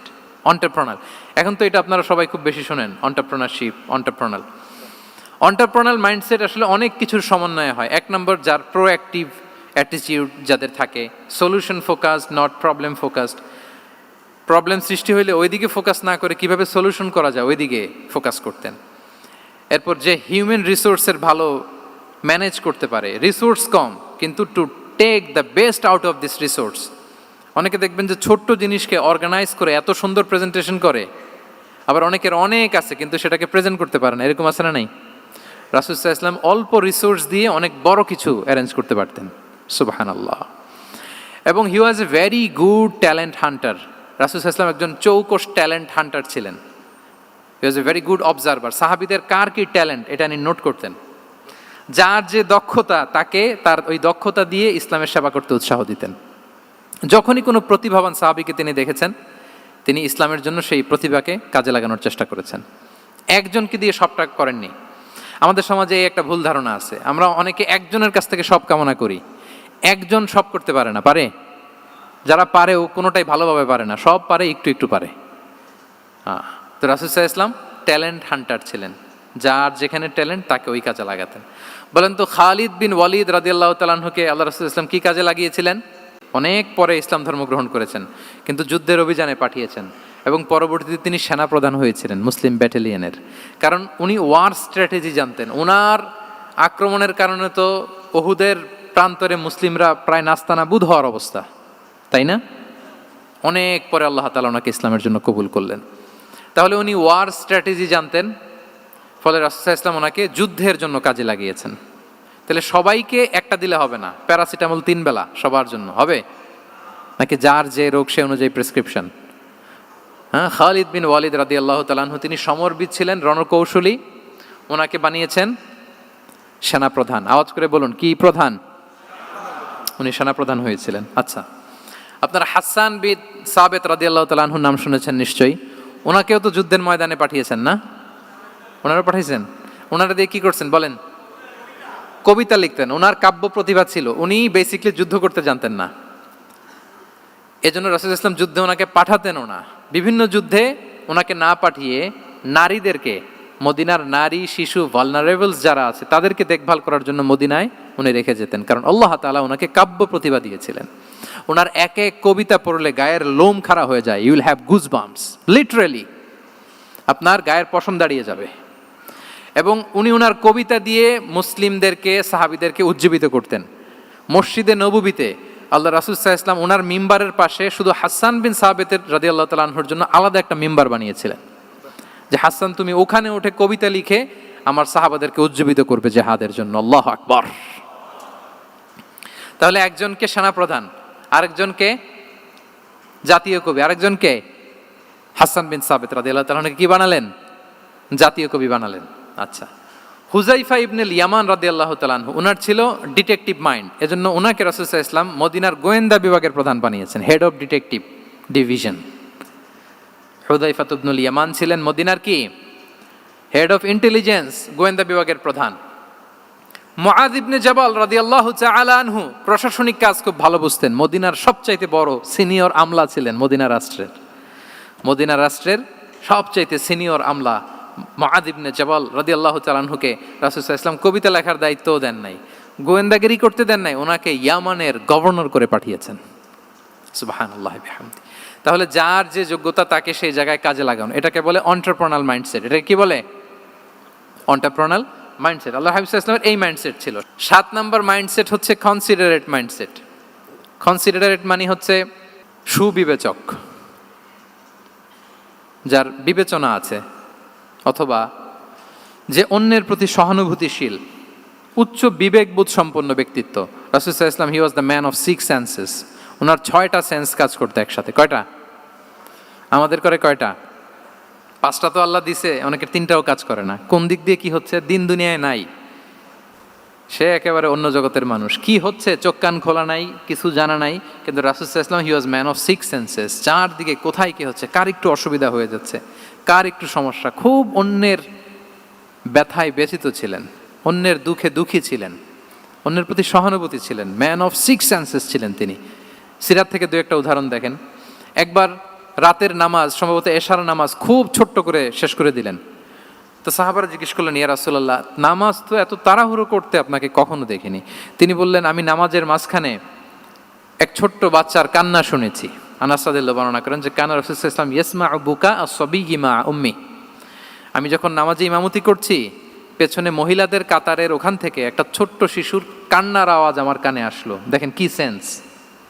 তো আমার মনে হচ্ছিল বাচ্চার কান্নায় পেছনের কাতারে মায়ের বড্ড কষ্ট হচ্ছে, যে মাটা বাচ্চাটাকে নিয়ে এসছে উইমেন প্রেয়ার হলে, তাকে বাচ্চাটাকে ম্যানেজ করতে বা সামলাতে মায়ের বড্ড কষ্ট হয়ে যাচ্ছে আমার মনে হচ্ছে।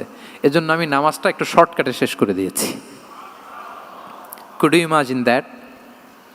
কি নবী আমরা পেয়েছি, কিরকম কনসিডারেট ছিলেন, কতটা সুবিবেচক ছিলেন, অন্যের প্রতি কতটা সহানুভূতিশীল ছিলেন তিনি, অন্যের যাতে কোনো সমস্যা না হয় এটা খেয়াল করতেন। মুআয ইবনে জাবাল রাদিয়াল্লাহু তাআলা আনহুকে মদিনার পাশেই এক মসজিদের ইমাম করে পাঠালেন। উনি ইমামতির দায়িত্ব পেয়ে একবার মাগরিবের নামাজে সূরা বাকারা তেলাওয়াত শুরু করলেন। তো ওনার হয়তো তেলাওয়াত করতে করতে একটা ইমোশন চলে আসছে, উনি তো সুরের ঝংকার দিয়ে তেলাওয়াত করতেছেন। এখন পেছনে যারা মুসল্লি ছিল এরা ছিল সব কৃষিজীবী সাহাবী। এরা কি ছিল?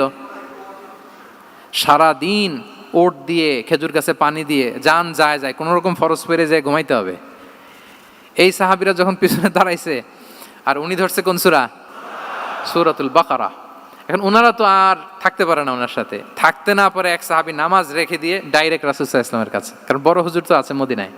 যে বিচার দিছে ইয়া রাসূলুল্লাহ, দেখেন এমন একজনকে ইমাম করে অ্যাসাইন করেছেন, উনি মাগরিবের সালাতে সূরা বাকারা পড়ে, আর আমরা হচ্ছি কৃষিজীবী শ্রমজীবী সাহাবী, আমাদের তো এত বড় কেরাতের সাথে জয়েন করা সম্ভব না। রাসূল সাল্লাল্লাহু আলাইহি ওয়াসাল্লাম রেগে গেলেন, চেহারাটা আগুনের গোলার মতো লাল হয়ে গেল। মুআয ইবনে জাবাল রাদিয়াল্লাহু তাআলা আনহুকে ডেকে পাঠালেন, ডেকে বললেন, আফাত্তানুন আনতা ইয়া মুআয, আফাত্তান, তুমি কি ফিতনা সৃষ্টি করতেছো ওখানে? পাঠাইছি কমিউনিটির ইউনিটি ধরে রাখার জন্য, তুমি ওখানে যে ফিতনা সৃষ্টি করতেছো। তুমি কি সাব্বিহ ইসমা রাব্বিকাল আ'লা এই সূরা তোমার মুখস্থ নাই? ওয়াদ-দুহা ওয়াল-লাইলি ইযা সাজা এটা পারো না? ওয়াশ-শামসি ওয়া দুহাহা এটা মুখস্থ নাই? তো তুমি কেন এই সূরাগুলো দিয়ে নামাজ পড়াও না? কেন পড়াও না? এরপর তিনি বললেন, যখন ইমামতির সুযোগ পাবে, সুযোগ পেয়ে লম্বা কেরাত ধরো না, ছোট্ট কেরাত দিয়ে নামাজ শেষ করো। কেননা তোমার পেছনে বয়স্করা আছে, মুরব্বীরা আছে, অসুস্থরা আছে। জাল হাজা, তার একটা জরুরি কাজ পড়ছিল, যাচ্ছিল, হঠাৎ মাগরিবের আজান, ভাবলো রাস্তার পাশে যেহেতু আজান দিছে নামাজটা পড়ে নেই। নামাজে ঢুইকা দেখছে আপনি সূরা বাকারা ধরছেন, তো বেচারা কি কাজ করবে না কি করবে? আর তার তো নিয়ত ছিল ফরজ নামাজটা পড়ি যে বাস ধরবো, এখন আপনি ধরছেন কোন সূরা? বাকারা। দেখেন রাসূল সাল্লাল্লাহু আলাইহি ওয়াসাল্লাম বললেন, যখন ইমামতির চান্স পাবে ছোট সূরা পড়বে, আর যখন তুমি একা পড়বে ফালিউতাউবিল মাশা, যত লম্বা করতে মনে চায় করো, রুকু করো লম্বা, সেজদা করো লম্বা, কেরাত করো লম্বা।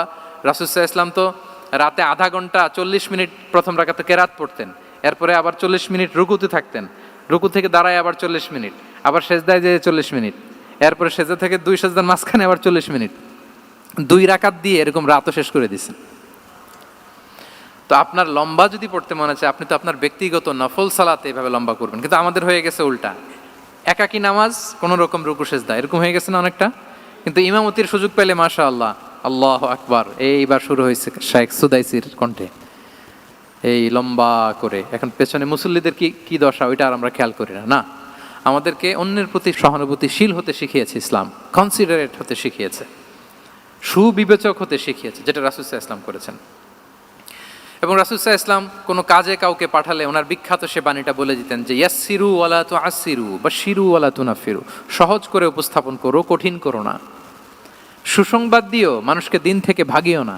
আমরা মানুষকে ভয় দেখাই, আমরা এত কঠিন করে ইসলামকে উপস্থাপন করি, মানুষ বলে আগে যেটা করতাম ওইটাই ভালো। তো আমরা যেন দিনকে কঠিন না করি, আমাদের কোনো অ্যাটিটিউডের কারণে যেন মানুষ ইসলাম থেকে ভেগে না যায়। আরেকটা উদাহরণ দেখুন, একবার মাগরিবের কিংবা এশার নামাজে রাসূল সাল্লাল্লাহু আলাইহি ওয়াসাল্লাম লম্বা সেজদা দিলেন। এত লম্বা সেজদা তিনি কখনো দেন না। নামাজ শেষে সাহাবারা জিজ্ঞেস করলেন, ইয়া রাসূলুল্লাহ, আপনি কি নামাজের মাঝখানে অসুস্থ হয়ে গেলেন নাকি? অথবা কোরআনের আয়াত নাজিল হলো নাকি, ওহী নাজিল হলো নাকি? রাসূল সাল্লাল্লাহু আলাইহি ওয়াসাল্লাম বললেন, কুল্লু যালিকা লাম ইয়াকুন ওয়ালাকিন নাবনি ইরতাহালানি ওয়া কারিহতু আন উআজ্জিলাহু হাত্তা ইয়াকদিয়া হাজাতাহ। বললেন না, অসুস্থ হই নাই, ওহিও নাজিল হই নাই। আমি যখন সেজদায় গিয়েছি, আমার দুই ছোট নাতি হাসান হোসেন আমার কাঁধের উপরে চেপে বসেছে। যতক্ষণ না ওরা খেলা শেষ না করে নিচে নেমেছে, আমি সেজদায় লুটিয়েছিলাম। নেমেছে, এরপরে মাথা উঠিয়েছি। আমার মাথা উঠানোর কারণে ওদের খেলার একটু ডিস্টার্ব হবে, এজন্য আমি আর সেজদা থেকে মাথা উঠাই নাই। দেখেন, নাতির খেলার যেন ডিস্টার্ব না হয়। পেছনের মহিলা সারির এক বোনের নামাজের সমস্যা হচ্ছে, এগুলো উনি খেয়াল করতেন, ছোট্ট ছোট্ট বিষয়গুলো উনি খেয়াল করতেন। এটাকে বলে কনসিডারেট মাইন্ডসেট। কি বলে? তাহলে আমরা অন্যের প্রতি যেন সহানুভূতিশীল হই, নাকি শুধু নিজেরটাই দেখব? অন্যেরটা দেখার দরকার আছে না নাই বলেন? 8 নাম্বার হচ্ছে ট্রান্সপারেন্সি। ট্রান্সপারেন্সি মানে হচ্ছে স্বচ্ছতা। ওনার জীবনের চাইতে, ওনার বায়োগ্রাফির চাইতে স্বচ্ছ বায়োগ্রাফি আপনি পাবেন না। No public and private divideation. And in the long history of time, no one's life has been recorded more transparently than the life of Prophet Muhammad sallallahu alaihi wasallam. রাসূল সাল্লাল্লাহু আলাইহি ওয়াসাল্লামের চেয়ে বেশি পৃথিবীতে এমন সেকেন্ড কোনো পার্সন আপনি দেখাতে পারবেন না যার জীবনের সবকিছু রেকর্ডেড। সবকিছু রেকর্ডেড। এরকম আছে? ঘরে কি করেছেন, বাইরে কি করেছেন, স্ত্রীর সাথে কি করেছেন, বন্ধুর সাথে কি করেছেন, সাহাবাদের সাথে কি করেছেন, শত্রুর সাথে কি করেছেন, অল আর রেকর্ডেড। সব এন্ড ক্রিস্টাল ক্লিয়ার, একেবারে স্বচ্ছ পানির মতো, স্ফটিক কাচের মতো ক্লিয়ার, ট্রান্সপারেন্ট। ওনার সব কাজে উনি স্বচ্ছতা বজায় রাখতে চাইতেন। কতটা স্বচ্ছ ছিলেন, একটা মজার ঘটনা শোনায় আপনাদেরকে। সহিহ বুখারীতে এসছে, রমাদানের শেষ 10 দিন, দ্য লাস্ট 10 days অফ রমাদানে তিনি ইতিকাফ করতেন। তো ইতিকাফ অবস্থায় স্ত্রীরা এসে রাতে দেখা করে যেত, জরুরি কথা আলাপ থাকলে সেরে যেত। একবার রাতে সফিয়া বিনতে হুয়াই ইবনে আখতাব রাদিয়াল্লাহু তাআলা আনহা আসলেন, ওনার স্ত্রী। কথা হলো, এবার ওনাকে একটু এগিয়ে দিবেন। মসজিদ থেকে রাসূল ইসলাম বারান্দার দিকে পাশ দিয়ে আসলেন এগিয়ে দেওয়ার জন্য। ইন দ্য মিন টাইম হঠাৎ দুইজন আনসারি সাহাবী পাশ দিয়ে হেঁটে যাচ্ছেন। রাসূল সাল্লাল্লাহু আলাইহি ওয়াসাল্লাম আম্মাজানকে বিদায় দিবেন এখানে। হঠাৎ করে তিনি আওয়াজ করে বললেন, আলা রিসলিকুমা, এই দাঁড়াও। ওই সাহাবী দুইজন রাসূল সাল্লাল্লাহু আলাইহি ওয়াসাল্লামের সাথে কে ওটা টের পায় নাই, বুঝতে পারে নাই। বোরকায় আবৃত কোনো এক নারী দেখে, রাসূল আর ওই নারীকে দেখে তারা আরো দ্রুত গতিতে হাঁটতে শুরু করে দিচ্ছে, আমরা চলে যাই এখান থেকে। দেখেন, রাসূল সাল্লাল্লাহু আলাইহি ওয়াসাল্লাম নিজের অবস্থানকে ট্রান্সপারেন্ট করার জন্য বললেন, আলা রিসলিকুমা, দাঁড়াও। দাঁড়ালেন। তখন রাসূল সাল্লাল্লাহু আলাইহি ওয়াসাল্লাম বললেন যে, ইন্নাহা উম্মুকুম সফিয়া, আমার পাশে যাকে দেখতে পাচ্ছ, বলে দেয়া ভালো যে সে কিন্তু অন্য কোনো নারী নয়, সে তোমাদের মা উম্মুল মুমিনিন সফিয়া। সাহাবারা বলে, সুবহানাল্লাহ ইয়া রাসূলুল্লাহ, ইয়া রাসূলুল্লাহ, এ কেমন কথা? আপনি কেন আমাদের কাছে জবাবদিহি করতে যাচ্ছেন বা ক্লারিফাই করছেন? আপনার পাশে কোনো নারী এত রাতে যদি দাঁড়িয়ে থাকে, তিনি তো আমাদের মাদের মধ্যে থেকেই তো একজন হবেন, কেন আপনি বলতেছেন? তখন রাসূল সাল্লাল্লাহু আলাইহি ওয়াসাল্লাম বললেন যে, না, ইন্না শাইতানা ইয়াজরি মিনাল ইনসানি মাজরাদ দাম, শয়তান মানুষের রগে রগে চলাচল করে। ওয়া ইন্নী খাশিতু আই ইউকযিফা ফি কুলুবিকুমা শাররান, আরেক বর্ণনায় আছে শাইআন, আমার ভয় হয় হয়তো শয়তান কোনো সন্দেহের উদ্রেক তোমাদের হৃদয়ে ঢুকায় দিতে পারে। সুবহানাল্লাহ। এজন্য আমি ক্লিয়ার করে দিলাম, এটা আমার বউ, আমার স্ত্রী, তোমাদের মা সফিয়া। দুজন সাহাবী যদি চলে যায়, এমন হতেই পারতো বাড়িতে যে একজন আরেকজনকে জিজ্ঞেস করতে পারতো যে, আচ্ছা, নবীর পাশে যে কালো বোরকা পরা মহিলাটা ছিল, দেখছো না, এটা কে? তখন একজন হয়তো বলতো, কে আর হবে, আমাদের মাই তো হবে, কোনো এক মা। আরেকজন বলবে, আমাদের উম্মুল মুমিনিনের কেউ ছিল নাকি অন্য কেউ? এরকম একটা হুট করে সন্দেহের উদ্রেক মাথায় আসতে পারে না যে ওনার স্ত্রী ছিল না অন্য কেউ ছিল? আসতে পারে কি পারে না বলেন? ওই সন্দেহের অবকাশটুকু রাসূল সাল্লাল্লাহু আলাইহি ওয়াসাল্লাম রাখেন নাই। উনি বলে দিলেন যে, এটা তোমাদের মা, এটা সফিয়া। এই সন্দেহের অবকাশের কোনো সুযোগ নাই। তাহলে রাসূল সাল্লাল্লাহু আলাইহি ওয়াসাল্লামের পুরো লাইফ ছিল ট্রান্সপারেন্ট, একেবারে স্বচ্ছ। তাহলে রাসূল সাল্লাল্লাহু আলাইহি ওয়াসাল্লামের লাইফ তিনি কত স্বচ্ছতার সাথে কাটিয়েছেন, এটা ক্লিয়ার না আমাদের সাথে? Transparent mindset. 9 নাম্বার হচ্ছে অ্যাপ্রিসিয়েটিভ, অর্থাৎ অন্যের প্রশংসা করা। আমরা অনেক সময় অন্য কেউ ভালো কাজ করলে অ্যাপ্রিসিয়েট করতে চাই না, আমরা গুণমুগ্ধ হই কিন্তু গুণগ্রাহী হতে চাই না, অন্যরে ক্রেডিট দিতে চাই না, তার ভালো কাজের স্বীকৃতি দিতে চাই না। হয়তো আমার দলের লোক না, বা আমার চিন্তার লোক না, বা আমার সার্কেলের লোক না, তার প্রশংসা করতে চাই না, তার গুণগ্রাহী হতে চাই না। এরকম মেন্টালিটি আমরা অনেকে ক্যারি করি না? রাসূল সাল্লাল্লাহু আলাইহি ওয়াসাল্লাম এটা করেননি। ভালো কিছু দেখলে মুসলিম হোক অমুসলিম হোক অ্যাপ্রিসিয়েট করতেন। Basically he develop the culture of appreciation. এটা আমাদের করতে হবে। আপনার ছেলে ভালো কিছু করেছে, অ্যাপ্রিসিয়েট করেন, ও কনফিডেন্স ফিরে পাবে। আপনার স্ত্রী ভালো রান্না করেছে, অ্যাপ্রিসিয়েট করেন, সে আনন্দিত হবে। আপনার বন্ধু ভালো কিছু একটা করেছে, তাকে ইন্সপায়ার করেন, অ্যাপ্রিসিয়েট করেন। রাসূল সাল্লাল্লাহু আলাইহি ওয়াসাল্লাম একবার এক বৈঠকে 8 জন সাহাবীকে 8টা কমপ্লিমেন্ট দিয়েছেন। 8টা অ্যাপ্রিসিয়েশন দিয়েছেন। তিনি বলেছেন আরহামু উম্মতি বি উম্মতি আবু বকর। দেখেন 8 জন সাহাবীর 8টা গুণের বর্ণনা দিচ্ছেন। তিনি বললেন আমার উম্মতের মধ্যে সবচাইতে রহম দিলের সাহাবী হচ্ছে কে? আবু বকর রাদিয়াল্লাহু তাআলা। এত রহম দিলের ছিলেন, উনি যখন আল্লাহ রাসূল সাল্লাল্লাহু আলাইহি ওয়াসাল্লামের ইন্তেকালের পরে মসজিদে নববীতে যখন নামাজে দাঁড়াতেন, কান্নার চোটে উনি কেরাতই পড়তে পারতেন না। কমপ্লেন করতো সাহাবারা যে আমরা তো কেরাত বুঝি না, একটু স্পষ্ট করে পড়েন, কান্না একটু থামান। কেন কাঁদতেন? কারণ উনি যখন নামাজে দাঁড়াতেন ওনার ফিলিংসটা হতো এরকম যে কাইফা আকুমু মাকামা রাসূলিল্লাহ, আমি রাসূলের জায়গায় কিভাবে দাঁড়াই, এখানে তো আমার রাসূল দাঁড়িয়ে ইমামতি করেছেন, আমি নবীর জায়গায় দাঁড়িয়ে কিভাবে নামাজটা পড়াই। এই অনুভব থেকে উনি যে কাঁদতে শুরু করতেন, এই কান্নার ধাক্কায় উনি আর তেলাওয়াতই আগাতে পারতেন না। আরহামু উম্মতি বি উম্মতি আবু বকর, আমার উম্মতের মধ্যে সবচাইতে রহম দিলের হচ্ছেন আবু বকর। ও আসাদ্দুহুম ফি আমরিল্লাহি ওমর, দেখেন প্রশংসা করতেছেন। আর আমার উম্মতের মধ্যে আল্লাহর দিন বাস্তবায়নে সবচাইতে কঠোর হচ্ছে ওমর। মুনাফিকরা ওনাকে জমের মতো ভয় পেত, ইভেন শয়তান ভয় পেত। রাসূল সাল্লাল্লাহু আলাইহি ওয়াসাল্লাম বলেন ওমর, তুমি যদি এই রাস্তা দিয়ে হাঁটো, শয়তান যদি দেখতে পায়, শয়তান এই রাস্তা রেখে দিয়ে অন্য কোনো রাস্তা থাকলে ওইটা দিয়ে হাঁটে। সুবহানাল্লাহি বিহামদি। আমাদের অনেক সময় এমন হয় না যে আমাদের বাচ্চারা ছেলেমেয়েরা খেতে চায় না, আমাদের নাতি নাতনিরা খেতে চায় না, মায়েরা খাবার নিয়ে পেছনে পেছনে ঘুরে, আর তখন ভয় দেখায় এই রাত্রিবেলা তাড়াতাড়ি খাও, ওই যে বাঘ আসবে বাঘ, বিড়াল আসবে বিড়াল, তাড়াতাড়ি না খেলে কিন্তু ভূত আসবে ভূত, এরকম বলেন আপনারা? বলেন না? এই দায়িত্ব তো আপনাদের কাঁধে থাকে না? তো ওই যে আমাদের বোনরা বলতে পারবে, বোনরা খাবার নিয়ে ঠিকই রাত্রিবেলায় বাচ্চাদের পেছনে পেছনে এরকম দৌড়াতে হয়। তো কি বলতে হয় যে এই ভূত আসলো ভূত, ওই যে বিড়াল আসলো বিড়াল, কুকুর আসলো, এইগুলো বললে বাচ্চারা আবার ভয় পায়, তাড়াতাড়ি করে খায়। তো মদিনাতেও মদিনার বাচ্চারা খেতে চাইতো না। তো খেতে না চাইলে মায়েরা ভূত আসতেছে ভাল্লুক আসতেছে এগুলো না বলে বলতো হা হুয়া ইয়াতি উমর, ইয়াতি উমর, তাড়াতাড়ি খাও তাড়াতাড়ি খাও, ওই যে ওমর আসতেছে ওমর। সুবহানাল্লাহি বিহামদি। ওয়া আশাদ্দুহুম ফি আমরিল্লাহি উমর, আল্লাহর দিন বাস্তবায়নে সবচাইতে কঠোর ছিলেন ওমর রাদিয়াল্লাহু তাআলা আনহু। ওয়া আসদাকুহুম হায়াআন উসমান, সবচেয়ে লাজুক সাহাবী ছিলেন উসমান রাদিয়াল্লাহু তাআলা আনহু। শুধু অর্থ বলে যাই। ওয়া আকরাউহুম লিকিতাবিল্লাহি উবাই ইবনে কাব, সবচেয়ে কোরআনের ভালো কেরাত পড়তে পারতেন উবাই ইবনে কাব।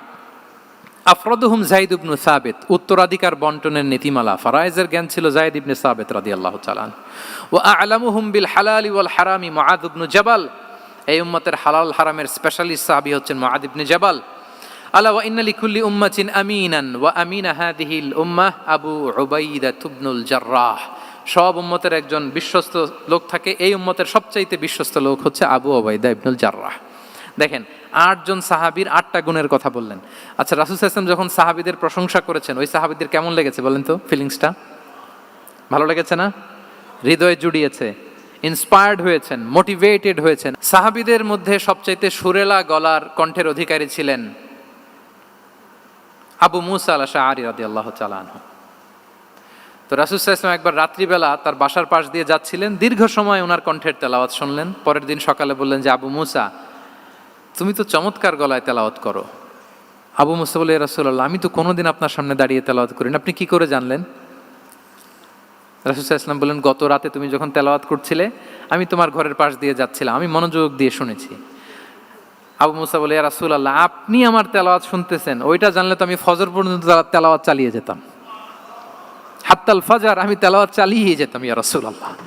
আল্লাহ রাসূল সাল্লাল্লাহু আলাইহি ওয়াসাল্লাম তখন বললেন, লাকাদ উতিতা মিজমারান মিন মাজামিরি আলি দাউদ, হে আবু মুসা, দাউদ আলাইহিস সালামের গলায় আল্লাহ তাআলা যেমনি সুরের ঝংকার দিয়েছেন, এই উম্মতের মধ্যে তোমার গলায় আল্লাহ সেই সুরের লহরী ঢেলে দিয়েছে।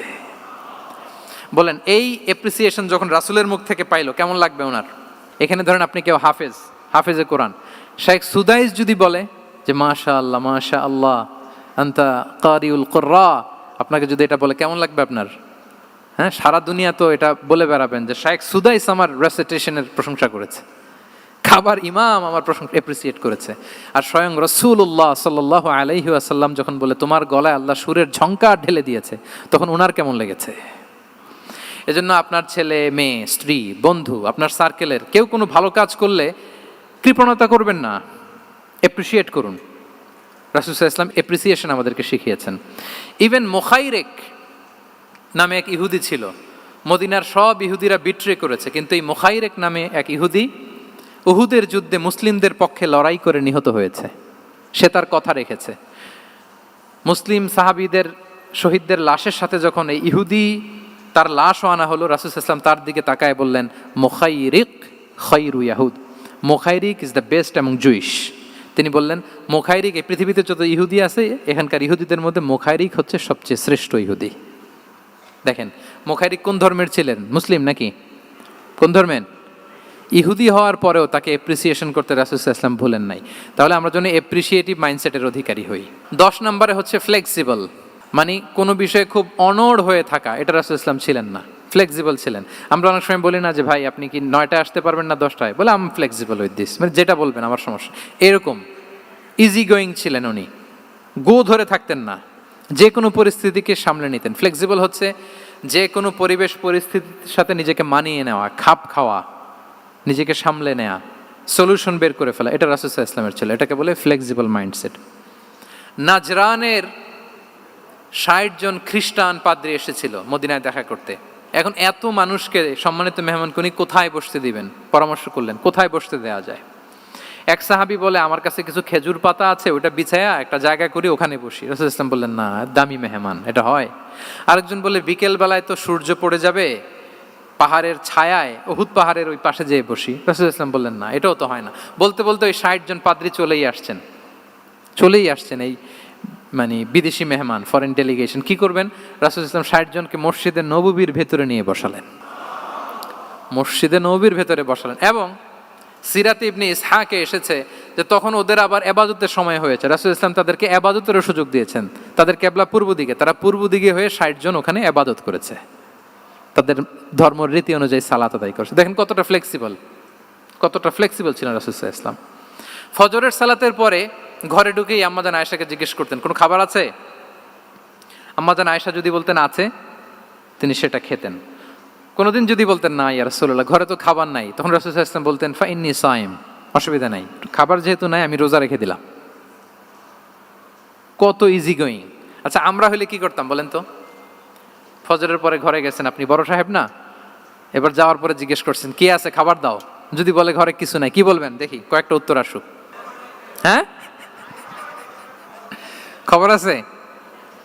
এই তো যদি আমরা আলহামদুলিল্লাহ বলি, that is called easy going and flexible mindset. এটাই হওয়া উচিত। খাবার থাকলে খেতেন, না থাকলে বলতেন okay I am fasting, it's not a big deal, ফা ইন্নী সাইম, যেহেতু নাই কি আর করবো, আমি রোজা রেখে দিলাম। এরকম ইজি গোয়িং ছিলেন। দেখেন his life was so simple but so special. Muhammad সাল্লাল্লাহু আলাইহি ওয়াসাল্লাম তাহলে ফ্লেক্সিবল ছিলেন। 11 নাম্বার হচ্ছে অপটিমিস্টিক মাইন্ডসেটের অধিকারী ছিলেন। অপটিমিস্টিক, প্যাসিমিস্টিক ছিলেন না, মানে ইতিবাচক চিন্তা করতেন সবসময়। কি চিন্তা করতেন? আপনি আজকের এই হলরুমের কিছু ভুল ধরতে পারবেন না? যদি বলে যে কয়েকটা ভুল ধরেন, বলবেন যে এই সমস্যা, সাউন্ডের সমস্যা, ওইদিকে এটা নাই, ওইদিকে এটা নাই, এটা হচ্ছে ভুল। আপনি প্যাসিমিস্টিকটা ধরলেন। এবার যদি বলা হয় আজকের এই প্রোগ্রামের কয়েকটা পজিটিভ দিক বলেন, তখনও আপনি কিন্তু কয়েকটা পয়েন্ট বের করতে পারবেন যে এটা ছিল একটা ইতিবাচক দিক, এই প্রোগ্রামের এটা ছিল একটা পজিটিভ দিক।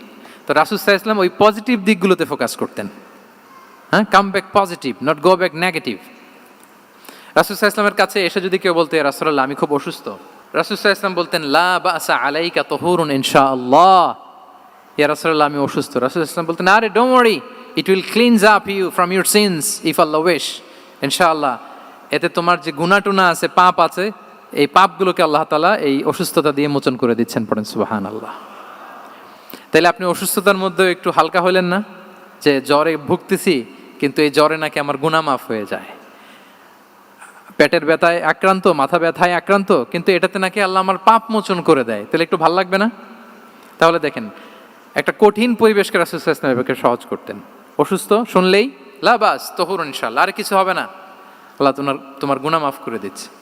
অসুস্থ ব্যক্তি দেখলেই মাথায় হাত দিয়ে দোয়া করতেন আল্লাহুম্মা রাব্বান নাস আযহিবিল বাস ইশফি আনতাশ শাফি লা শিফাআ ইল্লা শিফাউক শিফাআন লা ইউগাদিরু সাকামা। উজ্জীবিত হয়ে যেত অসুস্থ ব্যক্তি। আমরা কি করি?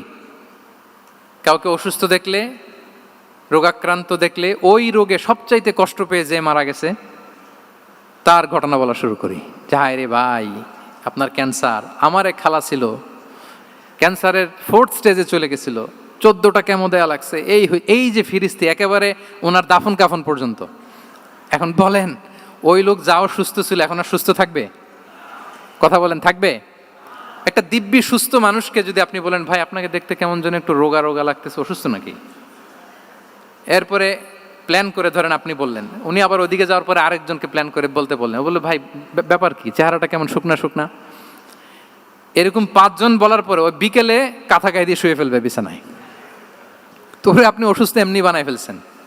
কিন্তু রাসূলুল্লাহ সাল্লাল্লাহু আলাইহি ওয়া আলিহি ওয়াসাল্লাম উনি বলতেন লাবাস লাবাস আলাইক তাহুরুন ইনশাআল্লাহ, আরে সুস্থ হয়ে যাবা। এজন্য দেখতে গেলে আপনি উৎসাহিত করবেন, বলবেন আরে ভাই আপনারা তো খুব সুস্থ লাগতেছে। কে বলছে আপনি অসুস্থ? অসুস্থতার কোনো ছোঁয়াই তো আপনার মধ্যে নাই। হ্যাঁ, you are looking very fine, চমৎকার লাগতেছে আপনার, কে বলছে? তো ভালো হয়ে যাচ্ছেন। এটা বললে উনি আশা পায়। আর আপনি যদি ওই রোগে সবচেয়ে কষ্ট পেয়ে যে মারা গেল, এই ঘটনা যদি ওনারে শোনান, উনি বাঁচবে বলেন? তাহলে আমরা মানুষকে উৎসাহিত করব, অপটিমিস্টিক হব, প্যাসিমিস্টিক হব না। এবার বলুন হুনাইনের যুদ্ধে, কুইজ, হুনাইনের যুদ্ধ কত হিজরিতে হয়েছিল? 8ম। হ্যাঁ, মাত্র 2-4 জন বলতেছে। আমাদের ওই যে হাসানা ফাউন্ডেশনের একটা সিরা অলিম্পিয়াড চলতেছে, এটাতে অংশগ্রহণ করতে হবে আপনাদের। আমরা প্রতিদিন একটা করে কুইজ জানান দিচ্ছি মানুষদেরকে, একেবারে সব মুখস্থ হয়ে যাবে ইনশাআল্লাহ। তাহলে 8ম হিজরিতে হাওয়াজিন বনু সাকিব গোত্রের বিশাল ব্যাটালিয়ন নিয়ে ওরা আসছে, এবং ওরা আসছে যে আমরা শুধু একা যাব না, আমাদের স্ত্রী বাচ্চা কাচ্চা, আমাদের যার ঘরে যত সম্পদ আছে সব নিয়ে মরুভূমিতে যাব। এটা নিয়ে যাব কেন? সবার মধ্যে যেন ইন্সপিরেশন আসে যে যদি আমরা হারি, আমরা সব শেষ, আমাদের সম্পদও নিয়ে যাবে। আর এগুলো রক্ষার জন্য হলেও মুহাম্মদের বিরুদ্ধে আমাদেরকে জয়লাভ করতে হবে। কি টেকনিক দেখেন! সব যখন নিয়ে দাঁড়াইছে বিশাল বাহিনী, এক সাহাবী এসে বলল ইয়া রাসূলুল্লাহ, কালকে তো আমাদের খবর আছে, এই বাহিনীকে আমরা কি করে পরাস্ত করব? ইয়া রাসূলুল্লাহ, এসে দেখুন, পাহাড় থেকে দেখুন কত বিশাল বাহিনী। রাসূল সাল্লাল্লাহু আলাইহি ওয়াসাল্লাম দেখা মাত্রই বললেন তিলকা গনিমাতুল মুসলিমিনা গাদান ইনশাআল্লাহ। আরবি যারা বোঝেন যে it will be the war booty for the Muslim community tomorrow ইনশাআল্লাহ। আরে এগুলো তো আমরা সব গনিমত আকারে ব্যাগে কইরা মদিনায় নিয়ে যাব। এই যুদ্ধে জয়লাভ করে যা আছে এগুলো উটে করে ওয়ার বুটি হিসেবে মদিনায় নিয়ে যাব। বলার সাথে সাথে সাহাবীদের সব ভয় দূর হয়ে গেল, আবার প্রাণ ফিরে পেলেন, সজীব হয়ে উঠলেন, উজ্জীবিত হলেন। তাহলে আমরা অপটিমিস্টিক হব, আমরা ইতিবাচক চিন্তা করব। এবং ইসলাম আল্লাহ তাআলার ব্যাপারেও আমাদেরকে ইতিবাচক ধারণা রাখতে উৎসাহিত করে।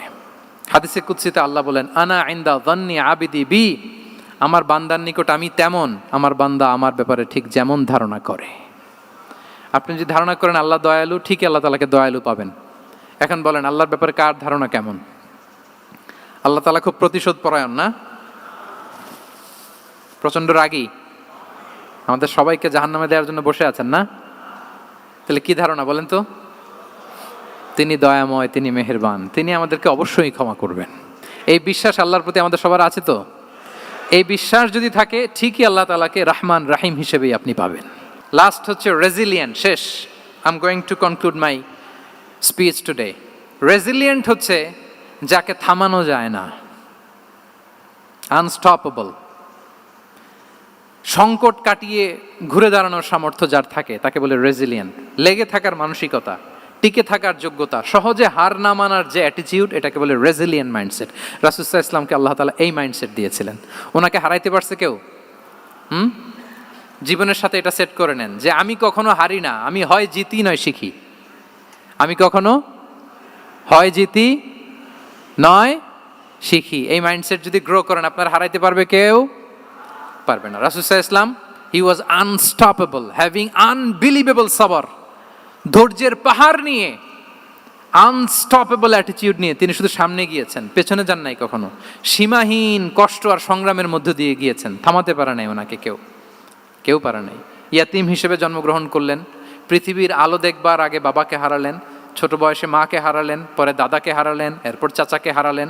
শিয়াবে আবি তালেবে জেল খেটেছেন 3 বছর। Physical torture, mental torture, life threat, হত্যা করার ষড়যন্ত্র হয়েছে। আল্লাহ তাআলা বলেছেন আজ রাতে হিজরত করো। ব্ল্যাক ম্যাজিক করা হয়েছে। লাবিদ ইবনুল আসাম, এক ইহুদিদের মিত্র, ওনাকে ব্ল্যাক ম্যাজিক করেছে। মারার জন্য খাদ্যে বিষ মিশিয়ে দেওয়া হয়েছিল। বাজুর মাংস, খাসির বাজুর মাংস পছন্দ করতেন। খাইবারের এক ইহুদি নারী এই ছাগলের এই মাংসের মধ্যে বিষ দিয়েছিলেন। ইহুদিদের পক্ষ থেকে betray, treachery, conspiracy and what not, কি বাকি ছিল বলেন? ষড়যন্ত্রের এমন কোনো ধরন ছিল না যেটা তারা বাকি রেখেছে। কিন্তু রাসূল সাল্লাল্লাহু আলাইহি ওয়াসাল্লামকে কি থামানো গিয়েছিল? বলেন, থামানো গিয়েছিল? গোটা বিশ্বব্যাপী উনি ছড়িয়ে দিয়েছিলেন লা ইলাহা মুহাম্মাদুর, so nothing can stop him. আমাদের যে লক্ষ্য, ওই লক্ষ্য পানে আমরা পৌঁছবই, আমাদেরকে কোনো কিছু থামাতে পারবে না ইনশাআল্লাহ। বলেন, আমরা আমাদের লক্ষ্য পানে মানজালে মাকসাদে দৌড়ে দৌড়ে যাব। আমাদেরকে থামিয়ে দেয়া হলে আমরা হাঁটতে থাকব, সেখানে আমাদেরকে আঘাত করা হলে আমরা হামাগুড়ি দিয়ে সামনের দিকে যেতে থাকব, সেখানেও থামিয়ে দেওয়ার চেষ্টা করা হলে আমরা আমাদের মঞ্জিলে মাকসিদের দিকে অপলক নেত্রে চেয়ে থাকব। আমাদেরকে কেউ থামাতে পারবে?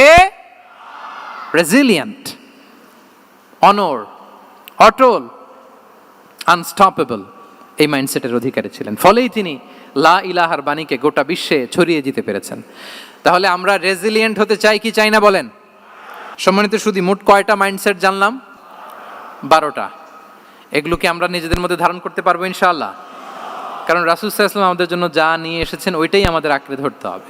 যেটা বারণ করেছেন ওইটা থেকে আমাদের দূরে থাকতে হবে। যে আয়াত দিয়ে শুরু করেছিলাম সূরা হাশরে, রমা আতাকুমুর রাসূলু ফাখুযুহু ওয়া মা নাহাকুম আনহু ফানতাহু। নবী যা এনেছে ধরো, নবী যা বারণ করেছে সেগুলো ছেড়ে দাও।